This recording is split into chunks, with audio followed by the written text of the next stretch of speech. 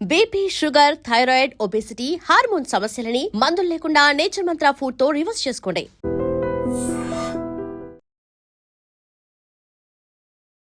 Two time MP అయినప్పటికీ కూడా నేను లీడర్ని కాదు, పొలిటీషియన్ కాదు అంటూ డైరెక్ట్గా చెప్పగలుగుతున్నటువంటి కొండా విశ్వేశ్వరరెడ్డి గారు మనతో పాటుగా ఉన్నారు. మీ నియోజకవర్గం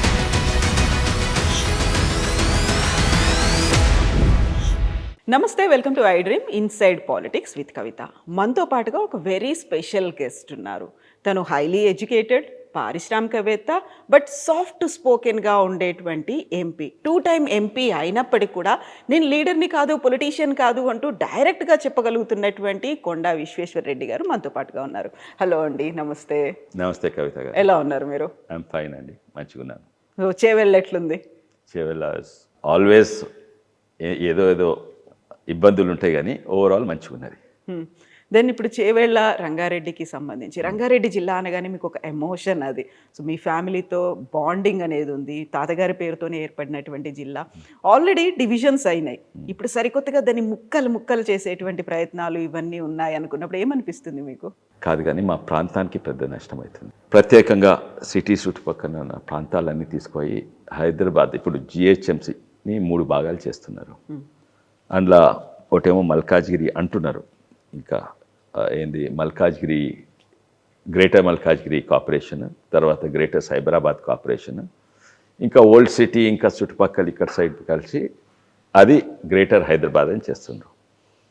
అందులో శంషాబాద్ను, రాజన్నర్, అత్తాపూరు, బాలాపూర్, బడంగ్పేట్ వీటన్నింటిలో అందులో కలుపుతున్నారు. సాధారణంగా మీద నుంచి చూస్తే, దూరం నుంచి చూస్తే తప్పేం లేదు, 3 కార్పొరేషన్ చేస్తున్నారు.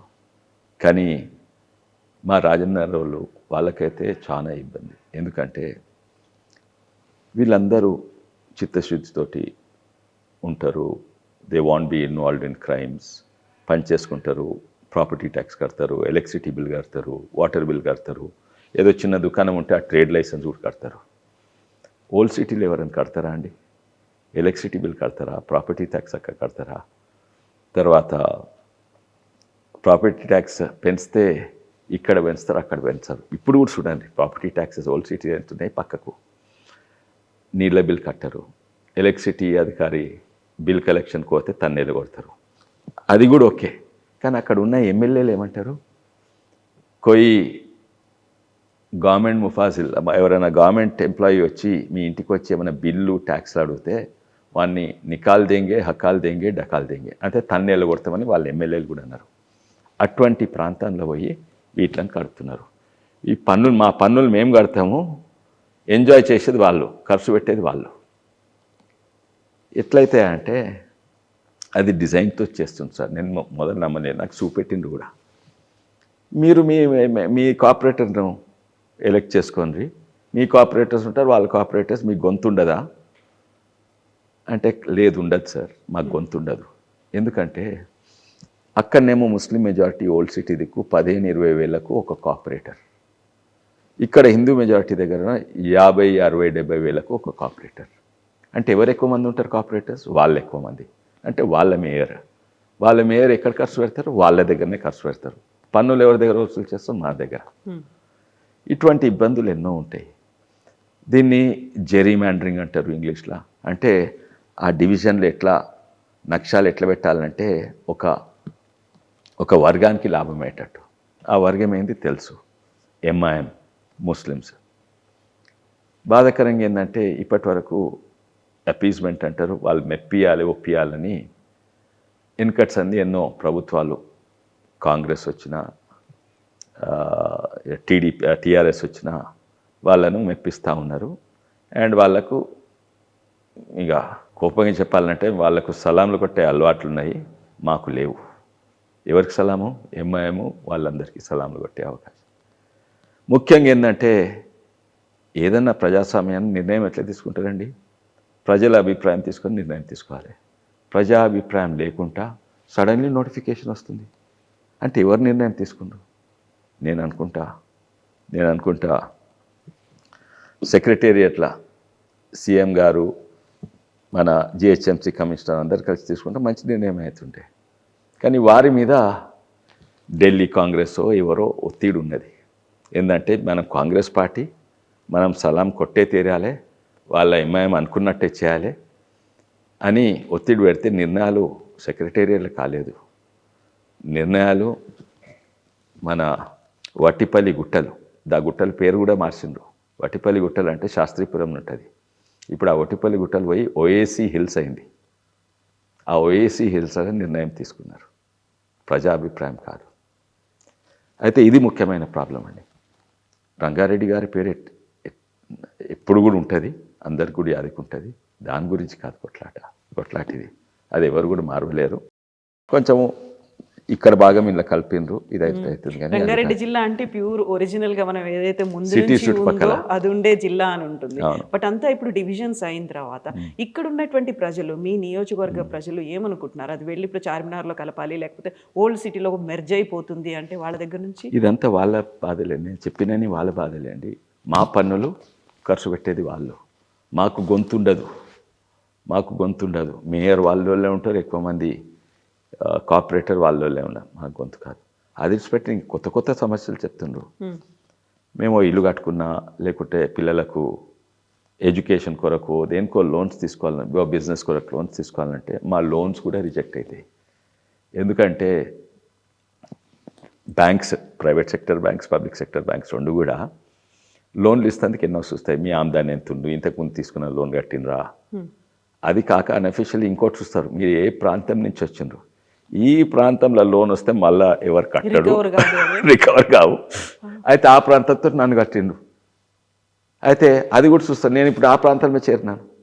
అయితే నేను చిత్తశుద్ధితో పనిచేసి నేను లోన్లు అప్పులు తీర్చటోని, నాకు కూడా లోన్లు రావు. ఇటువంటి ప్రాబ్లమ్స్ ఎన్నో ఉన్నాయి. అయితే ఇది మారుస్తారని అనుకుంటున్నాను. ఒత్తిడి అయితే బాగా ఉంటుంది.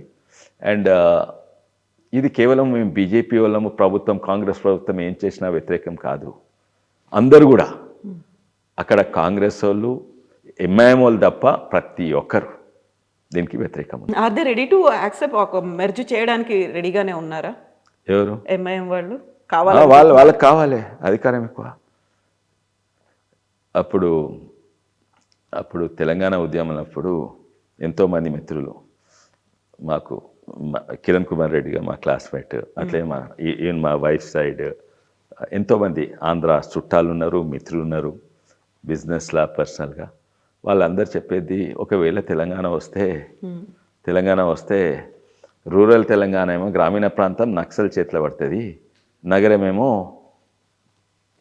సాయిబ్ల చేతిలో పడుతుంది, ఓఎస్సీ చేతిలో పడుతుంది. ఇప్పుడు గదే అవుతున్నది. మొత్తం జిహెచ్ఎంసీ తీసుకొని ఆయన చేతిలో పెడుతున్నారు. నక్సలైట్లు అంటే లేరు, నక్సలైట్ అంటే అమిత్ షా వల్ల తగ్గిపోతున్నారు. కానీ ఇది మాత్రం కాంగ్రెస్ ప్రభుత్వం తీసుకోవాలి, ఎంఐఎం చేతిలో పెడుతున్నది. ఇంకోటి చూడండి, మూడు భాగాలు చేస్తారంట కదా, 3 కార్పొరేషన్స్ చేస్తారంట కదా. మల్కాజ్గిరి ఏమో 75 కార్పొరేటర్లు అంట, సైబరాబాద్ 75, దీంట్లో 150. ఎందుకు 150? ఎందుకంటే మొత్తం హైదరాబాద్ కంట్రోల్. దాని పేరు కూడా గ్రేటర్ హైదరాబాద్. యాక్చువల్లీ ఇప్పుడు హైదరాబాద్ అంటే ఏమనుకుంటారు, ఎక్కడైనా ఢిల్లీలో అడుగు, అమెరికాలో అడుగు, హైదరాబాద్ అంటే హైటెక్ సిటీ, ఇది అదే అనుకుంటారు. చార్మినార్ పాత సిటీ అనుకుంటారు. పేరు కూడా దీని పేరు హైదరాబాద్ ఎందుకు పెట్టిండ్రు? అంటే ఇప్పటిదాకా బాగా వెనకబడి ఉంది, దాన్ని మళ్ళీ కలుపుకుంటే మొత్తం ఈ పునర్విభజనలు ఇవన్నీ జరిగిన తర్వాత మంచి డెవలప్మెంట్ వస్తుంది, అక్కడ ఇన్ఫ్రాస్ట్రక్చర్స్ వస్తాయి. ముందు నుంచి ఒక మెట్రో అనుకున్నారు, అక్కడ అపోజ్ చేశారు, రోడ్లు ఇవన్నీ కూడా మెరుగుపడతాయి. కాబట్టి హై ప్రయారిటీ కింద దాన్ని తీసుకున్నారు అనుకో. తీసుకోండి, తప్పనిసరి తీసుకోవాలి. అందుకే దాన్ని ప్రత్యేకంగా జోన్ పెట్టి, ఇప్పుడు శంషాబాద్ ఎయిర్పోర్ట్ను పోయి ఓల్డ్ సిటీలో కలిపితే ఎట్లా? శంషాబాద్ అంటే కొంచెం డెవలప్ పార్ట్ ఆఫ్ ద ఇది కదా, ఇక్కడ సైడ్ కొంచెం నార్సింగ్ దిక్కి డెవలప్డ్ అనేది. దాన్ని ప్రత్యేకంగా గుర్తించండి. ఈ డెవలప్మెంట్ కావాలి. కొన్నిసార్లు కొన్ని సందర్భాలు ఉన్నాయి, డెవలప్మెంట్ చేస్తామంటే వద్దన్నారు. మీరే ఇప్పుడు చెప్పినారు, అప్పుడు ఏది మెట్రో వేస్తా అంటే వద్దన్నటోళ్ళు వాళ్ళే. ఎందుకంటే డెవలప్ అయితే ఆ పట్టు పోతుందని. అయితే డెవలప్ చేయాలి, అందుకే దాన్ని ప్రత్యేకంగా ఉంచి డెవలప్ చేయండి. కానీ ఈ నిధులు తీసుకొని అక్కడ కలపకండి, ఈ ప్రాంత ప్రజలు తీసుకొని వాళ్ళతో కలపకండి, వీళ్ళకుండే గొంతు తొక్కేయకండి. ఇప్పుడు ఓవైసీ ఎంఐఎం అక్కడ ఏం చేసినప్పటికి కూడా ప్రధానమంత్రి నరేంద్ర మోదీ ఆ మా దృష్టిలో మాత్రం ఓవైసీ చాలా ప్రామినెంట్గా వర్క్ చేస్తున్నారు. ఈవెన్ బీజేపీ ఎంపీలే అలాంటి పనులు చేయలేకపోతున్నారు. మీరు ఓవైసీని చూసి నేర్చుకోండి, ఓవైసీ చాలా గ్రేట్గా వర్క్ చేస్తున్నారు, ఆయన బెస్ట్ అనే మాటని మోదీయే అన్నారనేది విన్నాం మేము. లేదండి, relating to social media, okay, he was referring to social media. నేను ఆ మీటింగ్లో ఉన్నాను. మీ మీడియా చూడండి, మీ సోషల్ మీడియా చూడండి, ఇవాళ రేపు చాలా ఇంపార్టెంట్. 8 మంది ఉన్న ఎంపీలు, అక్కడ ఒక్క ఎంపీ ఆయన సోషల్ మీడియా మీ 8 కంటే ఎక్కువ ఉన్నదని. అది వాస్తవం, అది వాస్తవం. వెనకబడిండ్రు 2-3 ఉన్నాయి కారణాలు. ఫస్ట్, రాజకీయాలలో మీడియా అనేది చాలా ఇంపార్టెన్స్ చాలా పెరిగింది. మీడియా అంటే ప్రింట్, ఎలక్ట్రానిక్ మీడియా, తర్వాత యూట్యూబ్లు, తర్వాత సోషల్ మీడియా. ఇప్పుడు ఇవెంతున్న సోషల్ మీడియా కూడా ఇంకెక్కువ పెరుగుతున్నది వీటికంటే. అయితే దీంట్లో వాస్తవంగా మా దగ్గర కొన్ని లోపాలు ఉన్నాయి. మేము రామచంద్రరావు గారితో డిస్కస్ చేసినాము, కరెక్ట్ చేసుకోవాలి. ముఖ్యంగా ఏంటంటే, వాస్తవంగా నేను 3 పార్టీలు ఉన్నా, ఇది 3వ పార్టీ. అయితే నాకు కొన్ని వేరే వాళ్ళకి తెలియదు, ఎక్స్పోజర్ ఎక్కువ ఉన్నట్టు రాజకీయ జీవితం. అంటే అక్కడ ఎందుకంటే నేను టీఆర్ఎస్ ఉన్నప్పుడు ఆ సోషల్ మీడియా వాళ్ళందరూ 2 ఆడ మేనేజర్లు, కేటీఆర్ నా దగ్గర బాగా పనిచేసేది. తర్వాత కాంగ్రెస్ ఉన్నప్పుడు కూడా నేను చూసినాను సోషల్ మీడియా. ఇప్పుడు కూడా కాంగ్రెస్ సోషల్ మీడియా చూస్తున్నా మా దగ్గర. అయితే అక్కడ సోషల్ మీడియా యాక్టివ్ ఉండేటోళ్ళు ఓన్లీ అబౌట్ 200 పోస్ట్స్ ఉంటాయి. టీఆర్ఎస్ పార్టీ పోస్ట్ ఉంటాయి కదా, 200-300. కాంగ్రెస్లో కూడా అంతే యాక్టివ్ పోస్ట్ ఉండేటట్టు 200. బీజేపీ దగ్గర 37,000 సోషల్ మీడియా పోస్ట్స్ ఉంటాయి. అంటే బూత్కి ఒక సోషల్ మీడియా కన్వీనర్ ఉంటాడు. అయితే ముఖ్యంగా ఏంటంటే, మేము సోషల్ మీడియాకు బడ్జెట్ 0 మాకు, లిటరలీ. ఇంకేదో కొన్ని అడ్వర్టైజ్మెంట్స్ వేస్తారు అప్పుడు ప్రధానమంత్రి మోడీ గారు, కానీ నంబర్ల లాజ్ ఉన్నా కూడా ఈ మీడియా అండ్ సోషల్ మీడియాలో కూడా పైసలు ముఖ్యం. అక్కడ నేనున్నప్పుడు అప్పుడే 4 కోట్లు బడ్జెట్ టీఆర్ఎస్ పార్టీలో. ఇప్పుడు తర్వాత పీక్ పవర్లు ఉన్నప్పుడు వాళ్ళు దాదాపు 70-80-100 కోట్లు ఉండేది. ఏది ఈ యూట్యూబ్లకు. I'm not talking about paper advertisement, government ఇచ్చేది కాదు, పార్టీ ఇచ్చేటి. మా దగ్గర 1 కోటి రూపాయలు కూడా చక్కగా బడ్జెట్ ఉండదు. అది మంచిదే, ప్రధానమంత్రి మోడీ గారు కూడా మీరు ఆర్గానిక్లీ చేయాలి కానీ, ఎందుకంటే మీరు నంబర్స్ ఉన్నారు. అండ్ అన్ఫార్చునేట్లీ ఇవాళ రేపు మీడియాకే పైసలు కాదు, సోషల్ మీడియాలో కూడా పైసలు అవసరం. కన్సల్టెంట్స్ ఉంటారు. నాకు 1,00,000 రూపాయలని ఓ కంపెనీలో లైక్స్ ఇస్తా, లేకుంటే నేను రీట్వీట్లు చేస్తాను. తర్వాత సోషల్ మీడియా, ఫేస్బుక్, ట్విట్టర్లలో కూడా పైసలు పెడితే బూస్ట్ ఇవన్నీ అవుతాయి. మా వాళ్ళు ఎవరైనా చేస్తారా? నేను చేస్తానా? నేను ఎప్పుడైనా బూస్ట్ చూసిందా? అది చేయరు, వాళ్ళే ఉంటాయి. వాళ్ళే ఎట్లుంటాయంటే, ఇంకోటి అప్పుడు పట్టుబడితే ఏం చేసిందంటే, నేను ట్వీట్ చేసినా, నేను పోస్ట్ చేసినా కూడా నేను బూస్ట్ చేయను. నా చుట్టుపక్క ఓ 1000 ఎంప్లాయీ ఉంటారు, వాళ్ళు దాన్ని బూస్ట్ చేస్తారు. ట్వీట్ చేస్తారు, లైక్ చేస్తారు, పైసలు ఇచ్చి బూస్ట్ చేస్తారు. అయితే అటువంటి మా స్ట్రాటజీస్ మా దగ్గర లేవు. నేను అది ఉండాలని చెప్తలేను. అండ్ మోడీ గారైనా రామచంద్రరావు గారైనా దీనికి వ్యతిరేకం. ఆర్గానిక్లీ గ్రో కావాలని. ఆర్గానిక్ గ్రో అయితే టైం పడుతుంది. ఇప్పుడు రీఆర్గనైజ్ అవుతున్నాము, స్ట్రాంగ్ అవుతాం. ఓకే. అయితే ఇప్పుడు మనం కేటీఆర్, బీఆర్ఎస్ గురించి మాట్లాడుకున్నప్పుడు, ఓడిపోవడానికి రీజన్స్ కేటీఆర్ చెప్తున్నప్పుడు, మేము 33 జిల్లాల్లో 33 మెడికల్ కాలేజీలు తెచ్చినాం, దాని బదులు 33 యూట్యూబ్ ఛానళ్ళు పెట్టుకుంటే మేము గెలిచేవాళ్ళము అనేది. 100 కోట్లు పెడుతున్నారు అన్నప్పుడు ఏమంటుందండి? ఆయన పేర్లు యూట్యూబ్ ఛానల్ పేర్లు చెప్తాను. దటాయించి బిడ్డ నేను జైలు వేస్తా, నాకు ఇచ్చే యూట్యూబ్ ఛానళ్ళు వాళ్ళు ఏడుస్తుంటే వాళ్ళ నోట్లో చాక్లెట్ పెట్టినట్టు 10 లక్షలు ఇచ్చిండ్రు. ఇటువంటి 60 యూట్యూబ్ ఛానల్ కొన్నాడు. 2 కొనమ్మను అంటే జైలు వేసిండు. మీరు తెలుసు, మన తీన్మాన్ వల్లనైనా లేకుంటే రఘు అయినా, ఇది మన తొలి వెలుగు రఘు, ఎంతోమంది ఉన్న జైలు వేసిండు, హింసించిండు. అయితే హింసించిండు, బ్లాక్మెయిల్ చేసి అధికారం వాడి గుంజుకున్నాడు ఛానల్. అయితే ఇవి వాస్తవం కాదా? ఇప్పుడు ఆయన మాట్లాడతాడు. ఇప్పుడు ఇన్నిట్లలో కూడా అందులో సోషల్ మీడియా వేదికగా ఏం జరుగుతున్నాయనే దాంతో పాటుగా ప్రభుత్వ పాలనకి సంబంధించి ఫోన్ ట్యాపింగ్ అనే ఇష్యూ అనేది చాలా పెద్ద ఎత్తున జరుగుతుంది అనేది నేను ఈ మధ్యన మాట్లాడినటువంటి బీఆర్ఎస్ ఎంపీ రఘునందన్ కూడా ఒక మాట అన్నారు. ఇప్పుడు కూడా ఈ ప్రభుత్వం కూడా నా ఫోన్లు ట్యాప్ చేస్తుంది అనేది. So ex minister Niranjan Reddy గారు కూడా అన్నది ఈ ప్రభుత్వం కూడా ఫోన్ ట్యాప్ చేస్తుంది. యాక్చువల్గా ఆ బీఆర్ఎస్ గవర్నమెంట్ చేసింది ఫోన్ ట్యాపింగ్ అనేది, ఇప్పటికీ అది రన్ అవుతోంది. సిట్ దగ్గరికి వెళ్తున్నారు, నోటీసులు ఇవన్నీ ఉన్నాయి. ఈ ప్రభుత్వం కూడా అదే చేస్తుందా? ఈ నెవర్ ఎండింగ్ ఎపిసోడ్ లాగా ఫోన్ ట్యాపింగ్ అనేది రన్ అవుతూనే ఉంటుందా? కొంచెం ఉంటుండొచ్చు అండి. నాకు అప్పుడు ఉన్నట్టు అనిపిస్తలేదు. అప్పుడు నేను I'm a victim, I also have proofs and all that. అప్పుడు లార్జ్ స్కేల్లో చేసిండ్రు, పట్టుబడ్డారు. ఇప్పుడు ఆ హార్డ్ డిస్క్లో ఆయన పోయి అమెరికా ఎందుకు పారిపోవలసి వచ్చింది ప్రభాకర్ రావు? తర్వాత హార్డ్ డిస్క్లు మూసినదిలో ఎందుకు వేయవలసి వచ్చింది? అది clear admission. Phone tapping large scale అయింది. లార్జ్ స్కేల్ అంటే హ్యూజ్. లార్జ్ స్కేల్లో కాకుండొచ్చు, అయితే అవుతుండొచ్చు, నాకు తెలియదు. ఈ ప్రభుత్వంలో అయితే అవుతుండొచ్చు, రఘునందన్ రావు గారికి తెలిసిండొచ్చు, కానీ నాకైతే ఎక్స్పీరియన్స్ లేదు, ఇన్నట్టు కూడా తెలియదు. అండ్ అవుతుండొచ్చు, ఇంతో అంతో అవుతుండొచ్చు, కానీ ఆ స్కేల్లో అయితే ఎప్పుడు కాలేదు. వాళ్ళ సొంత ఎమ్మెల్యేలను ట్యాప్ చేసిండ్రు, సొంత ఎమ్మెల్యేలను ట్యాప్ చేసిండ్రు. అండ్ వీళ్ళకు అసలుకు అది ఎట్లా చెప్తున్నారు? How can they say that ఈ ప్రభుత్వం ఫోన్ ట్యాప్ చేసి? టీఆర్ఎస్ రఘునందన్ రావు అండొచ్చు, వాస్తవాలు కొన్ని తెలిసిండొచ్చు, కానీ వీళ్ళైతే అనలేరు. తప్పనిసరిగా వాళ్ళు ఫోన్ ట్యాపింగ్ రాజకీయ ఎవరిని నమ్మరు. అండ్ మంచిగా తీయ మాట్లాడతారు కానీ నమ్మరు.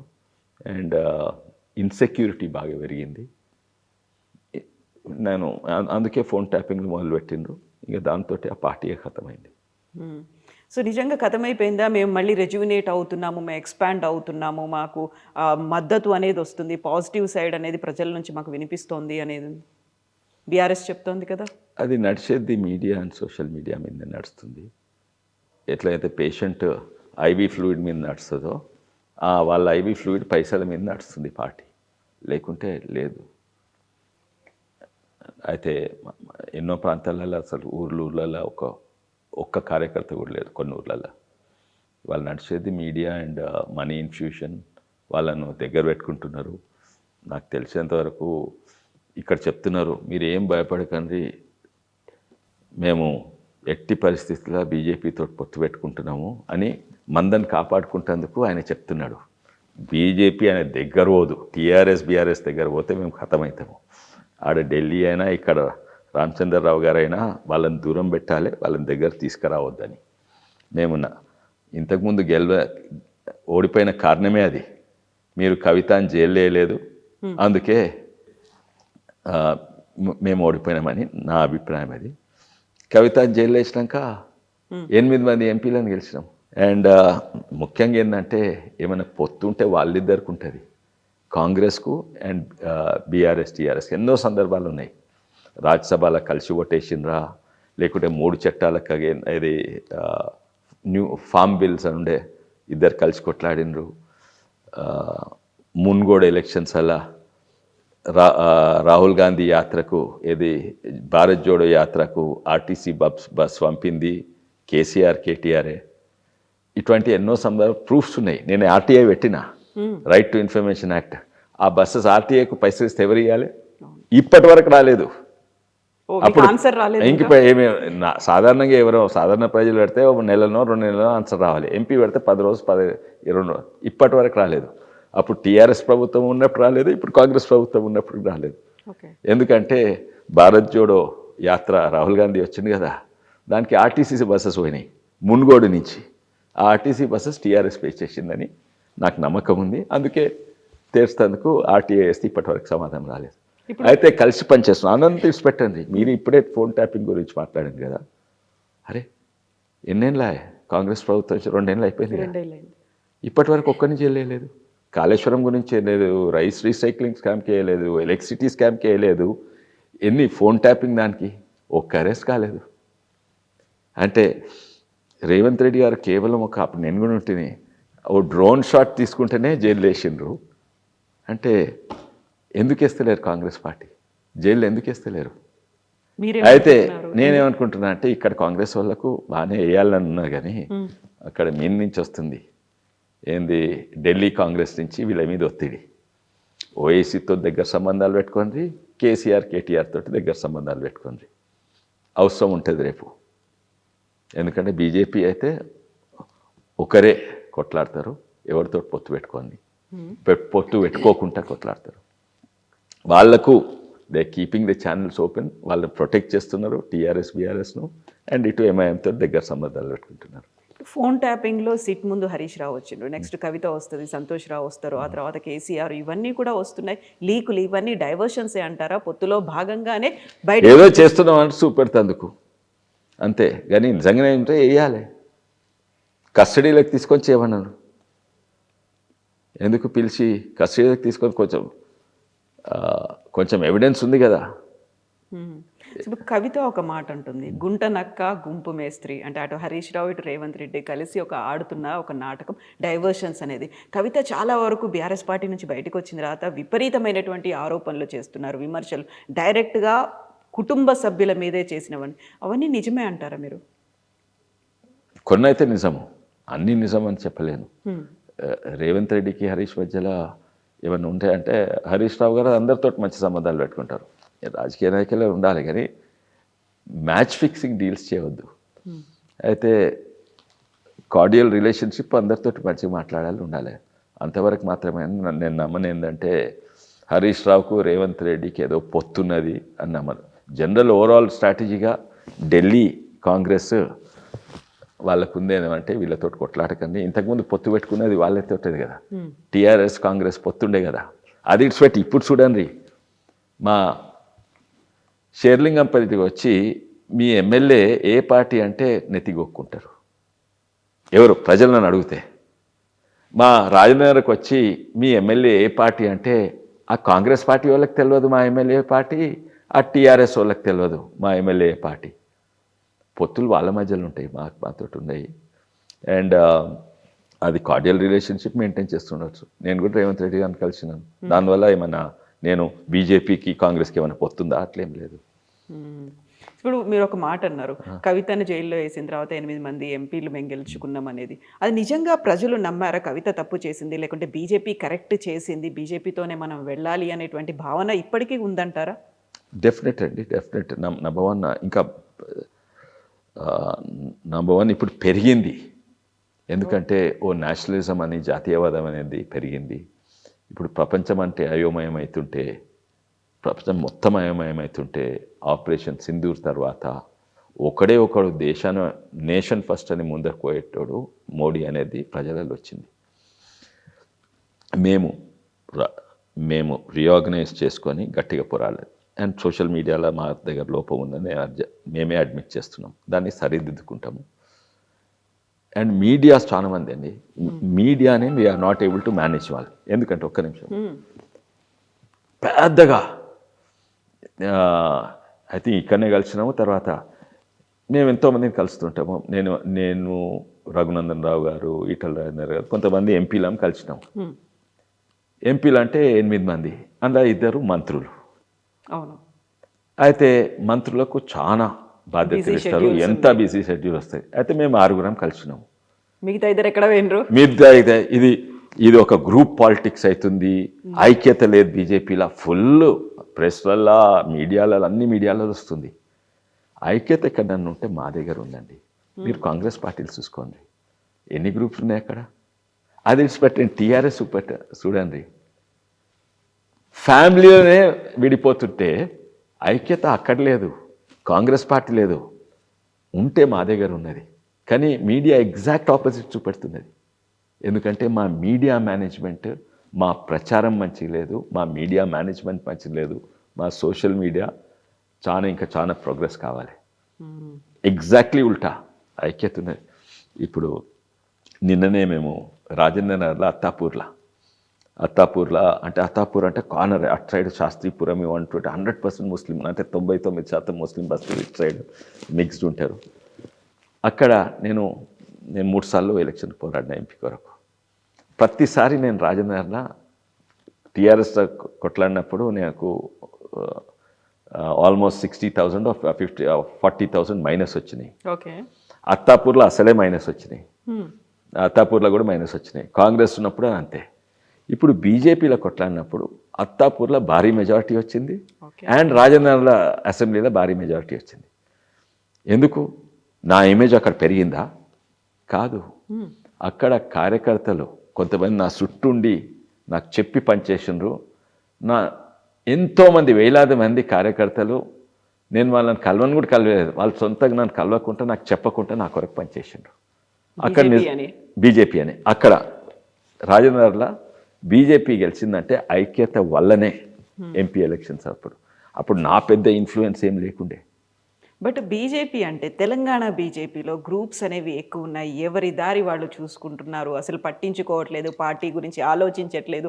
కేంద్రం ఉత్తరాది రాష్ట్రాల మీదో లేకుంటే మిగతా రాష్ట్రాల మీద పెట్టిన ఫోకస్ తెలంగాణ మీద పెట్టట్లేదు. బీజేపీకి ఇది ఒక పెద్ద లోపం అనేది కనిపిస్తుంది. అందులోనూ వెరీ రీసెంట్గా ఈటెల రాజేందర్, బండి సంజయ్ మధ్య జరిగినటువంటి ఆ క్లాషెస్ కావచ్చు, విపరీతమైనటువంటి గొడవలు, రామచంద్రరావు వీళ్ళని ప్రాపర్గా ట్యాకిల్ చేయలేకపోతున్నాడు. వీటన్నిటిని మీరెట్లా చూస్తారు? నేను అదే అన్నాను, ప్రతి పార్టీలో కొన్ని భేదాలు ఉంటాయి. అండ్ నా పర్సనల్ ఒపీనియన్ అంటే భేదాలు ఉండాలి. మనం హైదరాబాద్ అందరం ఒకటి ఆలోచించాం, అందరం బీజేపీని ఒకటి భేదాలు ఉండాలి, అది మంచిది. ప్రజాస్వామ్యంలో బయట రాజకీయాలు ఉండాలి, విత్ ఇన్ ద పార్టీ కూడా అందరికీ అభిప్రాయాలు ఉండాలి. కానీ ఆ భేదాల వల్ల పార్టీకి నష్టం కావద్దు. కొన్ని సందర్భాల్లో అవుతుంది. ఆ భేదాలు అన్నిట్లో తక్కువ మా దగ్గర ఉంటాయి. ఇంకోటి భేదాలు కొన్ని ఎన్నో తీర్ల భేదాలు ఉంటాయి. ఒకటేమో సిద్ధాంతపరంగా భేదాలు ఉంటాయి, అవి ఇక్కడ తక్కువ బీజేపీలో. కొన్నేమో రైవలరీస్ ఉంటాయి, అంటే నాకు టికెట్ కావాలి, నీకు టికెట్ కావాలి, అది రైవలరీ అది మంచిది కూడా. అరే నాకే టికెట్ వస్తుందని అనుకుంటే నేను పనే చేయను. హెల్దీ కాంపిటీషన్ ఉంటుంది. అయితే హెల్దీ కాంపిటీషన్ ఉంటే హెల్దీ పెట్టుకోవాలి, భేదాలు ఉండాలి, అది భేదాలు హెల్దీగా ఉండాలి, కాంపిటీషన్ ఉండాలి, కాంపిటీషన్ హెల్దీగా ఉండాలి. కొన్ని సందర్భాలలో ఆ లైన్ దాటుతుండొచ్చు కొంతమంది, కానీ లైన్ దాటేది పెద్ద నాయకులు కాదు, చుట్టుపక్కల ఉన్న వాళ్ళను. ఓల్డ్ సిటీలో చీలుడే అంటే బైసుడే అన్నట్టు ఏదో చిన్నదాన్ని పెద్దగా చేసి చూపెడతారు. అండ్ ముఖ్యంగా నేను అన్నట్టు మీడియానే మా మీద ఫోకస్ చేస్తుంది, మా దగ్గర ఐక్యత లేనట్టు ఫోకస్ చేస్తుంది. ఐక్యత లేనిది ఆ కుటుంబంలోనే ఐక్యత లేదు. టీఆర్ఎస్ బీఆర్ఎస్లా ఇక్కడ కోమటిరెడ్డి రాజగోపాల్ రెడ్డి గారు, తర్వాత ఇండివిజువల్లీ అటు ఉత్తమ్ కుమార్ రెడ్డి గారు, ఇటు బట్టి విక్రమార్క గారు, ఇటు పొంగులేటి శ్రీనివాస్ రెడ్డి గారు, ఇటు ముఖ్యమంత్రి గారు, వాళ్ళ దగ్గర భేదాలు లేవా అండి? 100% ఉన్నాయి, మాకంటే ఎక్కువ ఉన్నాయి. ఆ భేదాలే ఈ మధ్యన కనిపించినాయా? కనబడుతున్నాయి, ఎన్కట్స్ అని కనబడుతున్నాయి, ఇప్పుడు కూడా కనబడుతున్నాయి. ఆ భేదాలే ఈ మీడియా ఇప్పుడు హైలైట్ చేస్తుంది. అందుకే ఇప్పుడు మీడియా పాత్ర చాలా ముఖ్యమండి. వెనకటి రాజకీయాలు తీరు కాదు. సాధారణ ప్రజలు వాళ్ళకి ఎట్లా తెలుస్తుంది? నేనైతే రాజకీయాలు ఉన్నా నాకు తెలుసు, ఈ నాయకుడు ఆ నాయకుడు అదే భేదాలు. సాధారణ ప్రజలు టీవీయో యూట్యూబ్ దాని వల్ల వస్తుంది. సో భేదాలు ఎప్పుడు కూడా ఉండే. వెనకట హైలైట్ చేసింది, మధ్యలో హైలైట్ చేయలేదు, మళ్ళీ ఇప్పుడు హైలైట్ చేస్తుంది కాంగ్రెస్ పార్టీ భేదాలు మీడియా. కాకపోతే అవి ఎవిడెంట్గా కనిపిస్తున్నాయి కదా, వాడు డైరెక్ట్గా మీడియా ముందు డైరెక్ట్ ఎన్నో ఉండండి. ఓన్లీ ఆ ఇష్యూ ఎందుకు తీసుకోవాలి, ఐఏఎస్ ఆఫీసర్ ఇష్యూ ఎందుకు తీసుకోవాలి? అటువంటివి హండ్రెడ్స్ ఉన్నాయి, ప్రతి నెల రైతుంటాయి అటువంటివి. ఒక ఇష్యూని తీసుకొని హైలైట్ చేస్తారు, నెక్స్ట్ మంత్ ఇష్యూ వస్తూ ఉంటుంది. ఆ ఇష్యూని హైలైట్ చేయకుండొచ్చు, అయితే అంత మంచిగా ఉంది అనుకుండొచ్చు సాధారణ ప్రజలు. It is media modulated opinion. Media ఎట్లా తీసుకోతే ప్రజలు కూడా, అంటే సాధారణ ప్రజలు, రాజకీయాలు తెలియని ప్రజలు అట్లా. సో మీడియా పాత్ర చాలా ఇంపార్టెంట్. ఇప్పుడు దీన్ని ప్రజలు ఏమనుకుంటూ ఉంటారు? ఏంది అది గ్రామీణ ప్రాంతాల్లో కొంచెం తక్కువ, ఎందుకంటే పొలిటికల్ అవేర్నెస్ ఎక్కువ ఉంటుంది. అండ్ సిటీలో కొంచెం ప్రజలు మీడియాను బట్టి పోతారు. ఓకే, ఇప్పుడు బీజేపీకి సంబంధించి చూస్తే కొండా విశ్వేశ్వరరెడ్డి గారు ఎక్కువగా చేవెళ్ల మీద ఫోకస్ పెట్టారు తప్ప పార్టీ కార్యక్రమాలకు, పార్టీ ఆఫీస్కో చాలా తక్కువ వస్తున్నారు. లేదండి, పార్టీలో కొన్ని చాలా ఇంపార్టెంట్ ఇష్యూస్ తీసుకుంటారు. ఉదాహరణగా సోషల్ మీడియా, నేను చెప్తున్నా, మనం సోషల్ మీడియా మంచి చేయాలి, నాకు ఆ బాధ్యత ఇవ్వండి. నేను బాధ్యత అంటే అఫీషియల్ పోస్ట్ ఏం అవసరం లేదు నాకు, ఇవన్నీ చెప్తుంటే వింటుంటారు. నేను పోతుంటాను, అందరిని కలుస్తుంటాను. అండ్ కానీ మీరు అన్నది కరెక్ట్. నేనేదో మొత్తం తెలంగాణ నాయకుడు, సౌత్ ఇండియా నాయకుడు, బీజేపీ నాయకుడు, నేను చేవెళ్ల ప్రాంత ప్రజాప్రతినిధిని. అండ్ అక్కడ రెగ్యులర్ పోతుంటాను నేను. అండ్ నేను తిరిగినంత చాలా తక్కువ మంది తిరుగుతాడు ఎంపీగా ఉండి. నేను ఎంపీగా ఫస్ట్ టైం ఎంపీ ఉన్నప్పుడు ప్రతి గ్రామానికి 3 సార్లు వెళ్ళినాను. ఎన్నో గ్రామాలకు నేను తప్ప వేరే ఎంపీ పోలేదు ఇప్పటి వరకు కూడా. స్వాతంత్రం వచ్చినట్టు ఇప్పటి వరకు ఎన్నో గ్రామాలకు ఎంపీ ఎవరైనా వచ్చిందంటే ఓన్లీ కొండా విశ్వేశ్వరరెడ్డి వచ్చిండు. వేరే ఎంపీలు ఆ గ్రామాల్లో అడుగు కూడా పెట్టలేదు. అండ్ ఫస్ట్ కారణం అయితే ఒక గమ్మత్తైన కారణం, అప్పుడు నేను టీఆర్ఎస్ ఉన్నప్పుడు బాగా తిరిగేది. కొంతమంది రైవల్స్ ఉండేది టీఆర్ఎస్ పార్టీలో. ఆయన సిటీలు ఉంటాడా ఐటీ చూసుకొని ఇక్కడ ఎందుకు గ్రామాలకు ఎందుకు రావాలి? ప్రతి ఒక్కరు తిరిగితే సంతోషపడాలి, ఎంపీ తిరిగితే. వాళ్ళకి బాధ అవుతున్నది. అయితే వాళ్ళు ముఖ్యమంత్రి కొడుకు రామారావుకి చెప్పిండ్రు. రామారావు అన్నా నువ్వు ఇక్కడనే తిరిగన్నా గ్రామీణ ప్రాంతాలకు తిరగొద్దని. అరే ఎందుకు తిరగొద్దా? లేదు వాళ్ళు ఫీల్ అవుతున్నారు అక్కడ లోకల్ లీడర్స్, ఎందుకంటే వాళ్ళ ప్రాముఖ్యత పోతుంది అని ఫీల్. అంటే ఏం ఫీల్ అవుతున్నా అంటే హ్యాపీగా ఫీల్ అవుతుండ్రా అన్నా, జోకింగ్ చేయకన్నా, ఇది పోడు. ఇంకా ప్రతిసారి నేను అక్కడ పోగానే అటు వికారాబాద్ తాండూరు ఫోన్ వస్తుంది, అన్న అక్కడ ఓకండ్రే. అయితే ఈవెన్ మీరు ఎంపీ అయినప్పుడు అక్కడ ఓకండి. అయితే ఒకసారి అట్లనే అందుకే నేను జోకింగ్ చేసాను. అంటే ఫీల్ అవుతారు, ఏం ఫీల్ అవుతారు? సంతోషం ఫీల్ అయితే పోవాలి కాదే, జోక్ చేయ. తర్వాత ఒకసారి ఫోన్ చేస్తే నాకు అక్కడ తాండూరు వికారాబాద్ మధ్యలో 5 acres. సరే అక్కడ పోను కానీ నా సొంత భూమికి అడుగు పెట్టొచ్చా అటు అవుతున్నారు. అయితే అప్పుడు అట్లా బాగా డిస్కరేజ్ చేసేది నేను గ్రామీణ ప్రాంతాలు తిరగొద్దని. ఎవరు? మాజీ సీఎం కేసీఆర్ కొడుకు. అయితే తెలివేలోడు కానీ రాజకీయ అవగాహన తక్కువ ఉన్నది ఆయనకు. అండ్ ఎందుకంటే రాజకీయాలు అంటే it's not a special science. ప్రజలతో అన్ని రకాల ప్రజలతో తిరిగి అన్ని రకాల బాధలు తెలుసుకుంటే ఆయనకు ఆపర్చునిటీ లేకుండే. అమెరికాలో అయిండు, ఇక్కడ పారాషూట్ అయిండు, కేకే మహేందర్ రెడ్డిని నిలగొట్టి డైరెక్ట్ 100 ఓట్లతో గెలిచిండు. దాని తర్వాత ముఖ్యమంత్రి కొడుకు ఈ కొడుకు అయిపోయే వరకు ప్రజలతోటి ఓన్లీ దోస్తులతోటి, హే డూడ్ అనే దోస్తులతోటి ఉన్నాడు. So I think he has made lot of political mistakes. And నేను అక్కడ ఎందుకు ఎప్పుడు పోయిన ఫస్ట్ టైం విలేజెస్ అంటే మా ఫస్ట్ సన్ మ్యారేజ్ అయితే నేను అన్ని బాధ్యతలు మా వైఫ్ ఫ్యామిలీ కిడ్స్ పెట్టి నేను ఓన్లీ కార్డులు వంచుతా అని ప్రతి గ్రామం పోయి నేను ప్రతి సర్పంచ్, ఉప సర్పంచ్, ఎంపీటీసీ, జెడ్పీటీసీ అందరికీ ఏ పార్టీలు ఉన్నా కూడా. అయితే ఫస్ట్ టైం ప్రతి ఊరు తిరిగిన. అట్లా కార్డు వంచుతా అంటే అప్పుడు వద్దని చెప్పలేరు. అప్పుడు పర్మిషన్ అవసరం లేదు, నాట్ పొలిటికల్ యాక్టివిటీ. ఓకే. అయితే దాని తర్వాత కూడా నేను 2 సార్లు పోయినా ప్రతి ఊరికి. అండ్ ఇప్పుడు కూడా మళ్ళీ మొదలు పెడుతున్న యాత్ర. హోప్ఫుల్లీ రఘునందనరావు గారు మేము అందరు కూడా మంచి మిత్రులే. అయితే ఏం బైసా ప్లాన్ ఏముందంటే ఏం లేదు ప్లాన్. పిల్లలు పెద్ద అయ్యారు, నాకు పని లేదు, బిజినెస్ కూడా చూసుకుంటారు, సంచార జాతరలు తిరుగుతారు చూడండి, అట్లా తిరుగుతూ ఉంటాను. ఈ బడ్జెట్ సెషన్ అయిపోయాక నేను ఒక బండి కూడా తయారు చేయించుకున్నా, ట్రాక్టర్ ట్రైలర్ మీద, 3 ట్రైలర్ల మీద దాన్ని పెట్టుకొని తిరుగుతూ ఉంటాను. ఒక మండల్లో క్యాంప్ వేసి మళ్ళీ నెక్స్ట్ మండల్ ప్రతి ఊరు తిరిగి వస్తారు, ప్రతి మండల్లో తిరుగుతా. ఇదేమో మండల్లో 2 జాగాలు ఆగుతా, ఆగి అక్కడనే ఉంటా రాత్రి. సో ఆ ప్లాన్ ఉన్నది, చేసుకుంటా. సో ఇప్పుడు చేవెళ్ళ ఎట్లుంది అంటే మీరు చేసినటువంటి అభివృద్ధి వీటన్నిటితో పాటుగా మీరు రేట్ చేసుకోవాలంటే ఎంత చేసుకుంటారు? 2 సార్లు 2 టైమ్ ఎంపీ మీరు. నేను పబ్లిక్ రిప్రజెంటేటివ్, నేను లీడర్ని కాదు, నేను పొలిటీషియన్ని కాదని మీరే చెప్పుకుంటున్నప్పుడు నేనే రేట్ చేసుకుంటే 10 out of 10 చెప్పినా తప్పే, 5 out of 10 చెప్పినా తప్పే, 0 out of 10 చెప్పినా తప్పే. ఎన్నో చేయాలని ఉంటుంది.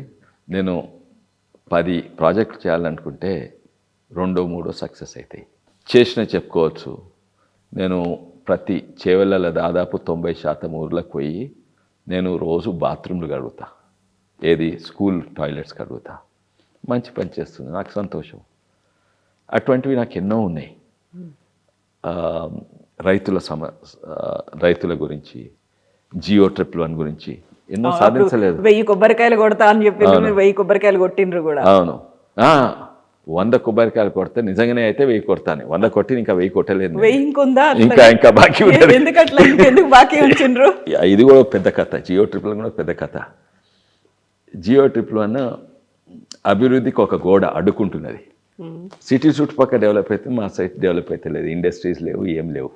సరే పర్యావరణం కాపాడాలి, చేయాలని కొన్ని వాస్తవాలు ఉన్నాయి అండ్ కొన్ని కారణాలు ఉన్నాయి. కానీ వెనుకట డెవలప్మెంట్ అంటే ఫ్యాక్టరీలు అంటే పొగ అంటే పొల్యూషన్. కానీ ఈరోజు ఇండస్ట్రీస్ అలా డెవలప్మెంట్ అంటే ఐటీ ఇండస్ట్రీ ఏమో పొల్యూషన్ అవుతుందా? డేటా సెంటర్ ఇవన్నీ పొల్యూషన్ కావు. ఇన్ఫ్యాక్ట్ పర్యావరణం కాపాడుతుంది. నువ్వు యాపిల్ కంప్యూటర్స్కి ఇచ్చింది అనుకోండి, ఆడ నెగటివ్ ఫుట్ ప్రింట్ వచ్చింది. ఇప్పుడు పెద్ద పెద్ద కంపెనీస్ ఉన్నాయి కదా, యాపిల్ కంపెనీ రాకముందు ఎక్కువ కార్బన్ డైఆక్సైడ్ వచ్చేది, ఇప్పుడు వచ్చినాక చుట్టన్ని చెట్లు పెట్టిండ్రు. అండ్ ఒక్క సుక్క సీవేజ్ వాటర్ పోదు బయటికి. ఒకవేళ పోతే పట్టుకున్నాను అనుకోండి, న్యూస్లో వస్తే వాళ్ళది 1,00,000 కోట్లు షేర్ మార్కెట్ పడిపోతుంది. అయితే ఇటువంటి బాధ్యతతో పనిచేసే ఐటీ కంపెనీస్కి ఇస్తే డెవలప్మెంట్ అవుతుంది, పొల్యూషన్ రాదు. కానీ GEO-1 ఇది నేను రాజకీయాలకు రాకముందు అని ఎన్నోసార్లు రిప్రజెంటేషన్ ఇచ్చిన, అప్పుడు వైఎస్ఆర్ గారికి వీళ్ళకందరికీ. కానీ అప్పుడు సాధారణ ప్రజలు ఉంటుంది, కానీ ఏం కాలేదు. తర్వాత తెలంగాణ యాజిటేషన్ అప్పుడు నన్ను ఎలక్షన్ క్యాంపెయినింగ్ వరకు నేను కేసీఆర్ చెప్పిన, మనం వస్తే తీసేస్తామన్నాడు. నేను కూడా స్పీచ్లో చెప్పిన, మేము ప్రభుత్వానికి వస్తాము, టీఆర్ఎస్ పార్టీ GEO-1 తీసేస్తాం. అధికారంలోకి వచ్చినాము. ఫస్ట్ తనప్పుడు ఆ రోజుల్లో సెక్రటేరియట్కి వచ్చేవాడు, మర్చిపోయింది అందరు. కానీ అందరు ఇప్పుడు ఫామ్ హౌస్ ఏమన్నారు. కానీ తర్వాత బిగినింగ్లో తెలంగాణ వచ్చినాక తను సెక్రటేరియట్కి వచ్చేవాడు. అప్పుడు నేను సెక్రటేరియట్కి పోయి ఒక లెటర్ ఇచ్చిన, ఎంపీ లెటర్ హెడ్ మీద, ఈ GEO-1 అఫీషియల్ అవన్నీ నోటి మాటలు కదా, అఫీషియల్ లెటర్ ఇచ్చినాక అప్పుడు ఎంతోమంది అధికారులు ఉండే, అధికారులకు చూపెడితే ఇది ఇప్పుడు వద్దు, తర్వాత చేద్దాం, ఇట్లు ఓపెన్ పెండోరాస్ బాక్స్. అంటే ఎంతో అయోమయం అయితే అంటే GEO-1 తీసేస్తే తర్వాత చూద్దాము, దీన్ని కొంచెం ఆలోచించి చేస్తాము. 3 నెలల తర్వాత ఇంకో లెటర్ ఇచ్చిన, 3 నెలల తర్వాత ఇంకో లెటర్ ఇచ్చిన, ఏమీ చేయలేదు. ఎప్పుడు 2014, 2015లో ఏం చేయలేదు.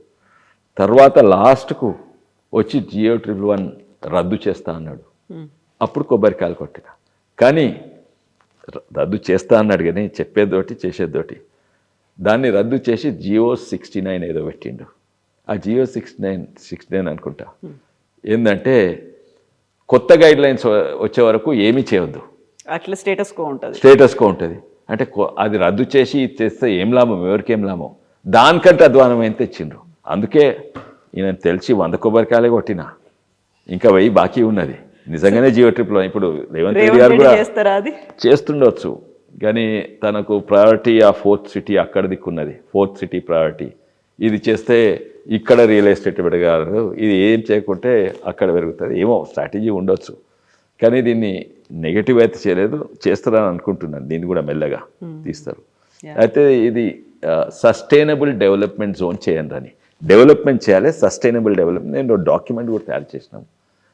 నేను ప్రొఫెసర్ భిక్షం గారు, తను UN వాటర్ రిసోర్స్ ఎక్స్పర్ట్. అయితే ఈ డాక్యుమెంట్ కూడా చేసినాము, ఇచ్చినాము.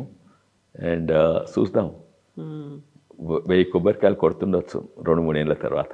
ఓకే, అట్లీస్ట్ ఈ గవర్నమెంట్ పోయేలోపు, మళ్ళీ నెక్స్ట్ గవర్నమెంట్ ఎలక్షన్స్ వచ్చేలోపు మేము వస్తాయి తప్పనిసరి. నేను బాగా ఒత్తిడి అయితే నేను సస్టైనబుల్ డెవలప్మెంట్ జోన్ చేస్తా. అన్ని గ్రీన్ డెవలప్మెంట్స్ అన్ని చెవుల ప్రాంతంలో అవుతుంది, అందరికీ లాభం అవుతుంది. సో ఈసారి మీరు మీ గవర్నమెంట్ అంటే ఇక్కడ ఎమ్మెల్యేగా కంటెస్ట్ చేద్దాం అనుకుంటున్నారా? లేదండి, నేను అసలు రాజకీయాలకే సూటబుల్ కావాలంటే ఎమ్మెల్యేకి అసలే సూటబుల్ కాదు. ఎందుకలా? ఎంపీగా 2 times చేసిండ్రు, you have your own vision. అవునండి, విజన్. ఎందుకంటే ఇది హిస్టారిక్ కారణాలు ఉన్నాయి.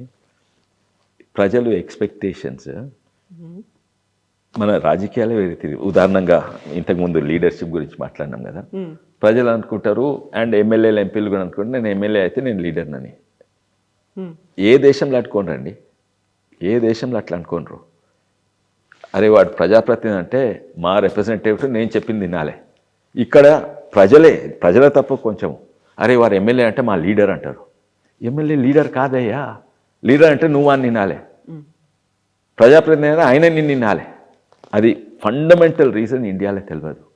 ఎమ్మెల్యేలు అంటే లీడర్లు అనుకుంటారు, ఎంపీలు అంటే లీడర్లు అనుకుంటారు. కాదు, ఎంపీ అయ్యే వరకు లీడర్ ఉంటుంటుంది, ఎంపీ కాగానే ఆయన ప్రజాప్రతినిధి. ఎమ్మెల్యే అయ్యే వరకు కానీ ఇది ఫండమెంటల్. ఇది దాని తర్వాత స్వాతంత్రం నిన్ననే నేను ఈ పంచాయత్ మంచి ఇది ఉండే సర్పంచ్ల ట్రైనింగ్ ప్రోగ్రామ్ పోయి వచ్చిన, ప్రభుత్వం పెట్టింది, ఓకే. తెలంగాణ ప్రభుత్వం. అక్కడ ఇదే మాట్లాడినాము. ఇగో ఆయన సైకిల్, ఆడ చాలా మంది ధనవంతులు కూడా సైకిల్ మీద పోతారు ఎన్వైరన్మెంట్ కొరకు, ఎక్సర్సైజ్ కొరకు. ఇగో ఆయన సైకిల్ పట్టుకొని కూరగాయలు కొంటుంది పోతుంది చూడు, గైనే మా ఎంపీ. ఇక్కడ ఎంపీ అంటారు 2-3 గన్మెన్లు, ఇది అది ఉండాలి. ఎందుకంటే ఆయన ప్రజాప్రతినిధి. ఇక్కడ మేము ఓ పెద్ద గన్మెన్లు, ఓ లీడర్ ఉండాలి. సో అది ప్రజల తప్పు కొంచెము, అండ్ మా రాజకీయ నాయకులు తప్పు. ఏం చేసిందంటే, నేను ఫస్ట్ టైం ఎంపీ అయినప్పుడు నాకు మధ్యరాత్రి ఫోన్ వచ్చింది. సార్ యాక్సిడెంట్ అయింది సార్, అంబులెన్స్ పిలిచినారు సార్. ఈ అంబులెన్స్ పిలిచినారంటే పిల్లలేదు, మీకే ఫస్ట్ ఫోన్ చేస్తున్నా, అది నాకు పెద్ద గౌరవం ఇచ్చింది. అరే యాక్సిడెంట్ అయితే అంబులెన్స్ పిలవాలరా, నన్ను కాదురా. అరే కరెంట్ పోయింది సార్, అరే ఈ ఫోన్ చేయను అంటే ఈ కాదు నీకే ఫోన్ చేసిన. అంటే మీ ప్రెజెన్స్ ప్రతిసారి ప్రతి చోట ఉండాలని ఒక ఫీల్. ఇది మా తప్పు, అంటే నా ప్రెడిసెసర్స్ తప్పు. అంతకుముందు వేరే దేశం మీద మేము పాలసీ చేస్తాము, బడ్జెట్లు చేస్తాము. ఆ బడ్జెట్ హెల్త్ కేర్కి ఇంత బడ్జెట్, ఎలక్ట్రిసిటీ డిపార్ట్మెంట్కి ఇంత బడ్జెట్, రోడ్లకి ఇంత బడ్జెట్, అంబులెన్స్లకి ఇంత బడ్జెట్. దాని తర్వాత ఆ బడ్జెట్ ఎవరు వాడుకోవాలి? ఆ హెల్త్ మినిస్టర్ నుంచో లేకపోతే ఎలక్ట్రిసిటీ మంత్రి వాడుకోవాలి. ఆయన ఎట్లా వాడుకుంటాడు? ఆయన అధికారులకు ఇడిచి పెడతారు. అధికారులకు తెలుసు ఎక్కడ ట్రాన్స్ఫార్మర్ కావాలి. ఇది ఇక్కడ ప్రతి ఒక్కటి మా చేతిలో గుంజుకున్నాము. మేము పాలసీ మేకింగ్, బడ్జెట్ మేకింగ్ కాదు, అమలు చేస్తుడు మా చేట్ల. ఎమ్మెల్యే వచ్చేది ఆ ఊర్లో ఓటేయలేదు, మనకి ఇయ్యకండ్రి, రోడ్ వేయకండ్రి, ట్రాన్స్ఫార్మర్ వీనికి ఇవ్వండి. అందులో మేము మేలు పెట్టుడు మొదలు పెట్టినాం. అందుకే ప్రజలు మా మీద ఆధారపడి ఉన్నారు. అది వేరే దేశాలలో ఉండదు, అడ్వాన్స్ దేశాలలో ఉండదు. అయితే మేము బేసిక్లీ పాలసీ మేకింగ్, బడ్జెట్ మేకింగ్లోనే ఉండాలి. కానీ మేము ఇంప్లిమెంటేషన్లకు పోయినాము, మేము ఇంజనీరింగ్గా పోయినాము, మేము కాంట్రాక్ట్లకు పోయినాము. పోయే వరకు ప్రజలు అంటే నేను ఫస్ట్ టైం అయిపోయారా, ఎందుకు రారే యాక్సిడెంట్ అయితే అంబులెన్స్ వీళ్ళని నన్ను ఎందుకు పిలుస్తున్నా, నాకు విచిత్రం. కరెంట్ పోతే ఈయన వీళ్ళని నన్ను ఎందుకు పిలుస్తున్నాను.